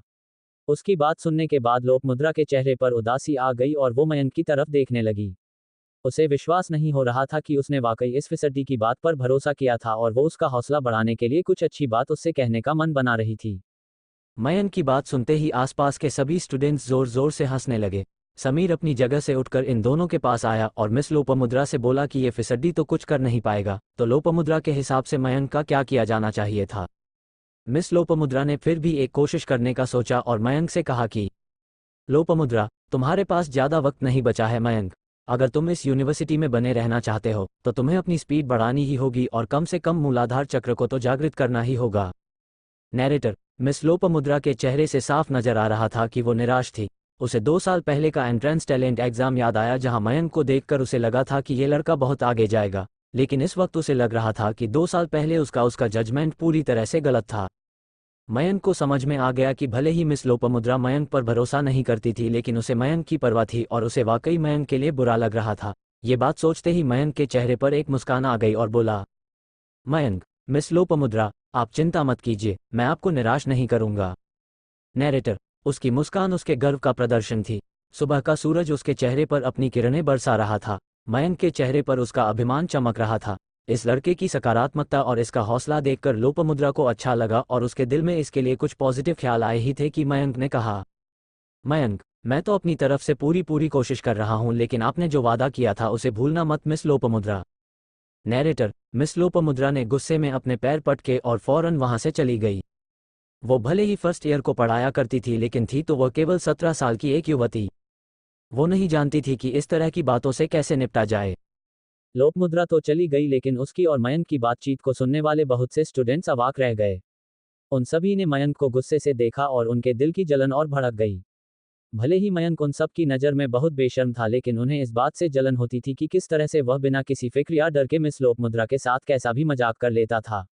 एक सीनियर स्टूडेंट ने लोपामुद्रा के पास जाकर उसे समझाने के लिए कहा कि वो क्यों मयंक जैसे घटिया स्टूडेंट पर अपना वक्त बर्बाद कर रही थी। मिस लोपामुद्रा ने अपने उस साथी पर नजर डाली और उसे कहा कि मयंक वास्तव में बहुत ज्यादा प्रतिभाशाली है। मिस लोपामुद्रा समझ नहीं पा रही थी कि मयंक 2 साल की लंबी अवधि में मूलाधार चक्र को जागृत करने में सफल क्यों नहीं हो पाया। बातों ही बातों में उसके मुंह से ये भी निकल गया कि उसे उम्मीद थी कि शायद क्वार्टरली परीक्षा में कोई चमत्कार हो जाए और मयंक अच्छा परफॉर्म कर दे। वहीं नज़दीक एक कुर्सी पर बैठे सीनियर टीचर ने लोपामुद्रा से पूछा कि उसे मयंक जैसे बेवकूफ़ स्टूडेंट से इतनी ज़्यादा बड़ी उम्मीदें क्यों थीं। इस बात पर सभी व्याख्याताओं ने हाँ में हाँ मिलाई और सभी मयंक को तिरस्कार से देखने लगे। किसी टीचर के लिए स्टूडेंट्स का पढ़ाई में कमज़ोर होना कोई बड़ी बात नहीं होती, क्योंकि वो उस पर मेहनत करना जानते हैं, लेकिन यहाँ बात थी मयंक के स्वभाव और उसके घटिया तौर तरीकों की। वो कभी भी किसी भी लड़की से कुछ भी कह देता था और उस बात के लिए ज़रा भी शर्मिंदगी महसूस नहीं करता था। ऊपर से पढ़ाई लिखाई में वो एकदम ज़ीरो था। किसी की इज्जत करना तो जैसे उसने सीखा ही नहीं था। इन सब कारणों की वजह से सभी लोग धीरे धीरे उससे कटने लगे थे और उसे नापसंद करते थे। उधर मयंक ने अपने पास खड़े कौस्तुभ से कहा कि मयंक, जब भी मैं सच बोलता हूं तो कोई मुझ पर विश्वास क्यों नहीं करता? नैरेटर, कौस्तुभ के पास इस बात का कोई जवाब नहीं था। भला कोई भी आम व्यक्ति इस बात पर कैसे विश्वास कर सकता था कि मयंक ने 1 महीने से भी कम समय में अपने 5 चक्र जागृत कर लिए थे और उसके बाद अपनी आंतरिक शक्ति के स्रोत को भी जान लिया था। मयंक ने कौस्तुभ से पूछा कि अगले साल वो सब स्पेशलाइजेशन कोर्सेज में जाने वाले थे तो क्या इन दोनों दोस्तों को अपने साथ इरावती को भी नहीं मिलाना चाहिए था? कौस्तुभ ने मन ही मन सोचा कि जिस रफ्तार से मयंक प्रगति कर रहा था, अगर इरावती उस रफ्तार के साथ कदम से कदम मिला सके तो जरूर वो इनके साथ शामिल हो सकती थी। लेकिन उसने मयंक से ये कहा नहीं, सिर्फ हाँ में सिर हिला दिया। मयंक ने चारों तरफ देखा और उसे कुछ दूरी पर इरावती नजर आ गई। वो भीड़ में से रास्ता बनाकर उसकी तरफ चलने लगा। स्टूडेंट्स में से कोई भी उसे रास्ता देना नहीं चाहता था, लेकिन उसके पीछे चल रहे कौस्तुभ को देखकर भीड़ ने अनिच्छा से मयंक के लिए रास्ता बनाया। इससे पहले कि मयंक इरावती के बिल्कुल पास पहुंचकर उसे छू पाता या उससे बात कर पाता, किसी ने उसके सामने आकर उसका रास्ता रोक दिया। ये इरावती की सबसे अच्छी सहेली माया थी। माया ने पूरी अकड़ के साथ मयंक से पूछा कि वो यहाँ क्यों ना आया था। इस बात के जवाब में मयंक ने उससे कहा कि वो इरावती से बात करना चाहता था। माया ने उससे कहा कि इस बात के लिए उसे इरावती के करीब जाने की कोई ज़रूरत नहीं थी, वो यहीं से अपनी बात कह सकता था। लेकिन मयंक ने माया की बात को पूरी तरह से नज़रअंदाज करते हुए इरावती की ओर देखा और चिल्लाकर उससे कहा कि मयंक, इरावती, इधर आओ, मुझे तुमसे बात करनी है। नैरेटर, अपने साथ ही स्टूडेंट्स से घिरी हुई इरावती ने वहीं से चिल्लाकर मयंक से कहा कि वो उसके पास नहीं आने वाली थी, उसे जो भी कहना था वो यहीं से कह सकता था। मयंक ने देखा कि इरावती उससे नज़रें चुरा रही थी। उसे समझ नहीं आया कि इरावती की बात का मतलब क्या था और वो भ्रम की स्थिति में था। मयंक कुछ और कहता, इससे पहले माया ने उससे कहा कि इस बात का साफ साफ मतलब था कि इरावती अब उसके करीब नहीं रहना चाहती थी, इसलिए बेहतर था कि मयंक इरावती को छोड़कर खुद पर ध्यान दे। मयंक ने नज़र भर के इरावती को देखा, लेकिन इरावती ने उसकी नज़रों से अपनी नज़रें मिलने नहीं दी। मयंक ने धीरे से माया से कहा कि अब वो बात कहने का कोई मतलब नहीं रह गया था। क्या मयंक इरावती के व्यवहार से वाकई हट महसूस कर रहा था या उसके दिल में कुछ और चल रहा था? जानने के लिए सुनते रहिए महाबली मयंक। CH10 EP10 दोस्ती में दरार। नैरेटर, मयंक गया तो था इरावती से बात करने के लिए, लेकिन उसकी इच्छा पूरी नहीं हो पाई क्योंकि इरावती ने उसके पास आकर उससे बात करने से साफ मना कर दिया। इतने सारे स्टूडेंट्स की भीड़ में इरावती ने उससे कहा था कि जो कहना था दूर से चिल्लाकर कह गए कह दे। ये सुनकर मयंक मायूस हो गया था और उसने इरावती की सहेली माया से कहा कि वो जो कहने आया था उसे कहने का कोई मतलब नहीं रह गया। लेकिन तभी कौस्तुभ ने अपनी जगह से चिल्लाकर इरावती को बताया कि वो और मयंक उसके पास इसलिए आए थे क्योंकि वो चाहते थे कि मयंक, इरावती और कौस्तुभ ये सब मिलकर साथ में एक स्पेशलाइजेशन कोर्स करें। मयंक हैरान रह गया। कौस्तुभ कभी भी किसी से ज़्यादा बातचीत नहीं करता था। वो मयंक से भी केवल इसलिए खुला हुआ था क्योंकि वो दोनों एक साथ बहुत वक्त बिताते थे, लेकिन तब भी ज़्यादातर बातें मयंक करता था, कौस्तुभ सिर्फ सुनता था। उधर कौस्तुभ की बात को सुनकर इरावती ने पलटकर देखा और मुस्कुराकर कौस्तुभ को हेलो कहा। इनकी बातचीत बहुत दूर से एक दूसरे के साथ चिल्लाकर हुई थी, तो बहुत सारे दूसरे लोगों का ध्यान भी इनकी बातों की तरफ ही था। सबके दिमाग में सवाल आया कि इरावती के साथ इतना हरामीपन दिखाने के बाद भी मयंक का बच्चा उसके साथ एक कोर्स भी करना चाहता था। क्या ये लड़का कोई सपना देख रहा था? कोई भी लड़की ऐसे घटिया लड़के को हाँ कैसे कह सकती थी? और कोई वक्त होता तो लड़के मयंक का कॉलर पकड़कर उसे पीट डालते, लेकिन क्योंकि वह कौस्तुभ के साथ आया था इसलिए किसी ने बीच में पड़ने की हिम्मत नहीं की। देखती है लेकिन मयंक में नहीं। उसने ये भी कहा कि कौस्तुभ को क्यों लगता है कि मयंक जैसे बेवकूफ़ स्टूडेंट के साथ इरावती को ट्रेनिंग करनी चाहिए। कौस्तुभ ने एक बार भी माया की तरफ नहीं देखा। उसकी आंखें अभी भी इरावती पर जमी हुई थी और वो फिर से चिल्लाकर सबके सामने इरावती से बोला कि मैं जानना चाहता हूं कि तुम क्या सोचती हो। इतने सारे स्टूडेंट्स के बीच में चिल्ला कर कौस्तुभ इरावती का नाम पुकार रहा था और उससे वो सवाल कर रहा था जो बाकी सबको भी सुनाई दे रहा था। मयंक भी सवालिया नजरों से इरावती को देख रहा था। इरावती नर्वस होने लगी। उसने अपनी मुट्ठियां कसकर भींच लीं और अब वो कांप रही थी। उसने पहले कौस्तुभ को देखा और फिर मयंक को। उसे समझ आ गया था कि सभी लोग उसकी तरफ देख रहे थे और उसे इस सवाल का जवाब देना जरूरी था। उसने फौरन अपना सिर न में हिलाया और बोली, इरावती, कौस्तुभ, अब मयंक और मैं, हम लोग बड़े हो गए हैं। मुझे लगता है कि हमारे लिए एक दूसरे से दूरी बनाकर रखना बेहतर होगा। नैरेटर, इतना कहने के बाद युवती ने एक लंबी सांस छोड़ी जो शायद बहुत देर से उसके अंदर अटकी हुई थी। सिस्टम उसे ऐसा लग रहा था जैसे उसके कंधों पर से कोई बहुत बड़ा बोझ उतर गया हो और अब वो हल्का महसूस कर रही थी। हालांकि वो अच्छे से जानती थी कि इसमें उसने कुछ नहीं खोया है, नुकसान सिर्फ मयंक का हुआ था। और मयंक को आखिरकार उस सवाल का जवाब मिल गया जो वो इरावती से पूछने आया था, लेकिन ये जवाब वो नहीं था जिसकी उसने उम्मीद की थी। वह मुस्कुराया और एक बार अपनी आंखें झपकाकर, सिर को हल्का सा झुकाकर इरावती को जता दिया कि उसने बात सुन ली थी। मयंक सोचने लगा कि हाँ, इरावती अब वाकई अब बड़ी हो गई थी। इरावती का ये रुड जवाब उसके दोस्तों को बिल्कुल सही लगा। उन सभी का मानना था कि इरावती के साथ इतनी बदतमीजी करने के बाद मयंक को उससे बात करने की हिम्मत नहीं करनी चाहिए थी। लेकिन ये बेहया इंसान फिर से आकर उसके साथ एक कोर्स करने की बात कर रहा था। इसकी हिम्मत वाकई कमाल की थी और ये कितना बेहुदा इंसान था। इरावती के सभी दोस्त जानते थे कि मयंक और इरावती का एक पास था। जब वो दोनों बहुत छोटे थे तब से उन दोनों में दोस्ती थी। लेकिन अब उस दोस्ती के कोई मायने नहीं रह गए थे, खासतौर से तब जब मयंक को सीमाएं ही समझ में नहीं आती थीं। जब इरावती ने सबके सामने मयंक से कहा कि अब वो बड़े हो गए हैं, तो उसने अपनी बात स्पष्ट कर दी थी कि अब बचकानी हरकतों और बेवकूफाना टिप्पणियों के लिए ठीक वक्त नहीं था। मयंक को संभल जाना चाहिए।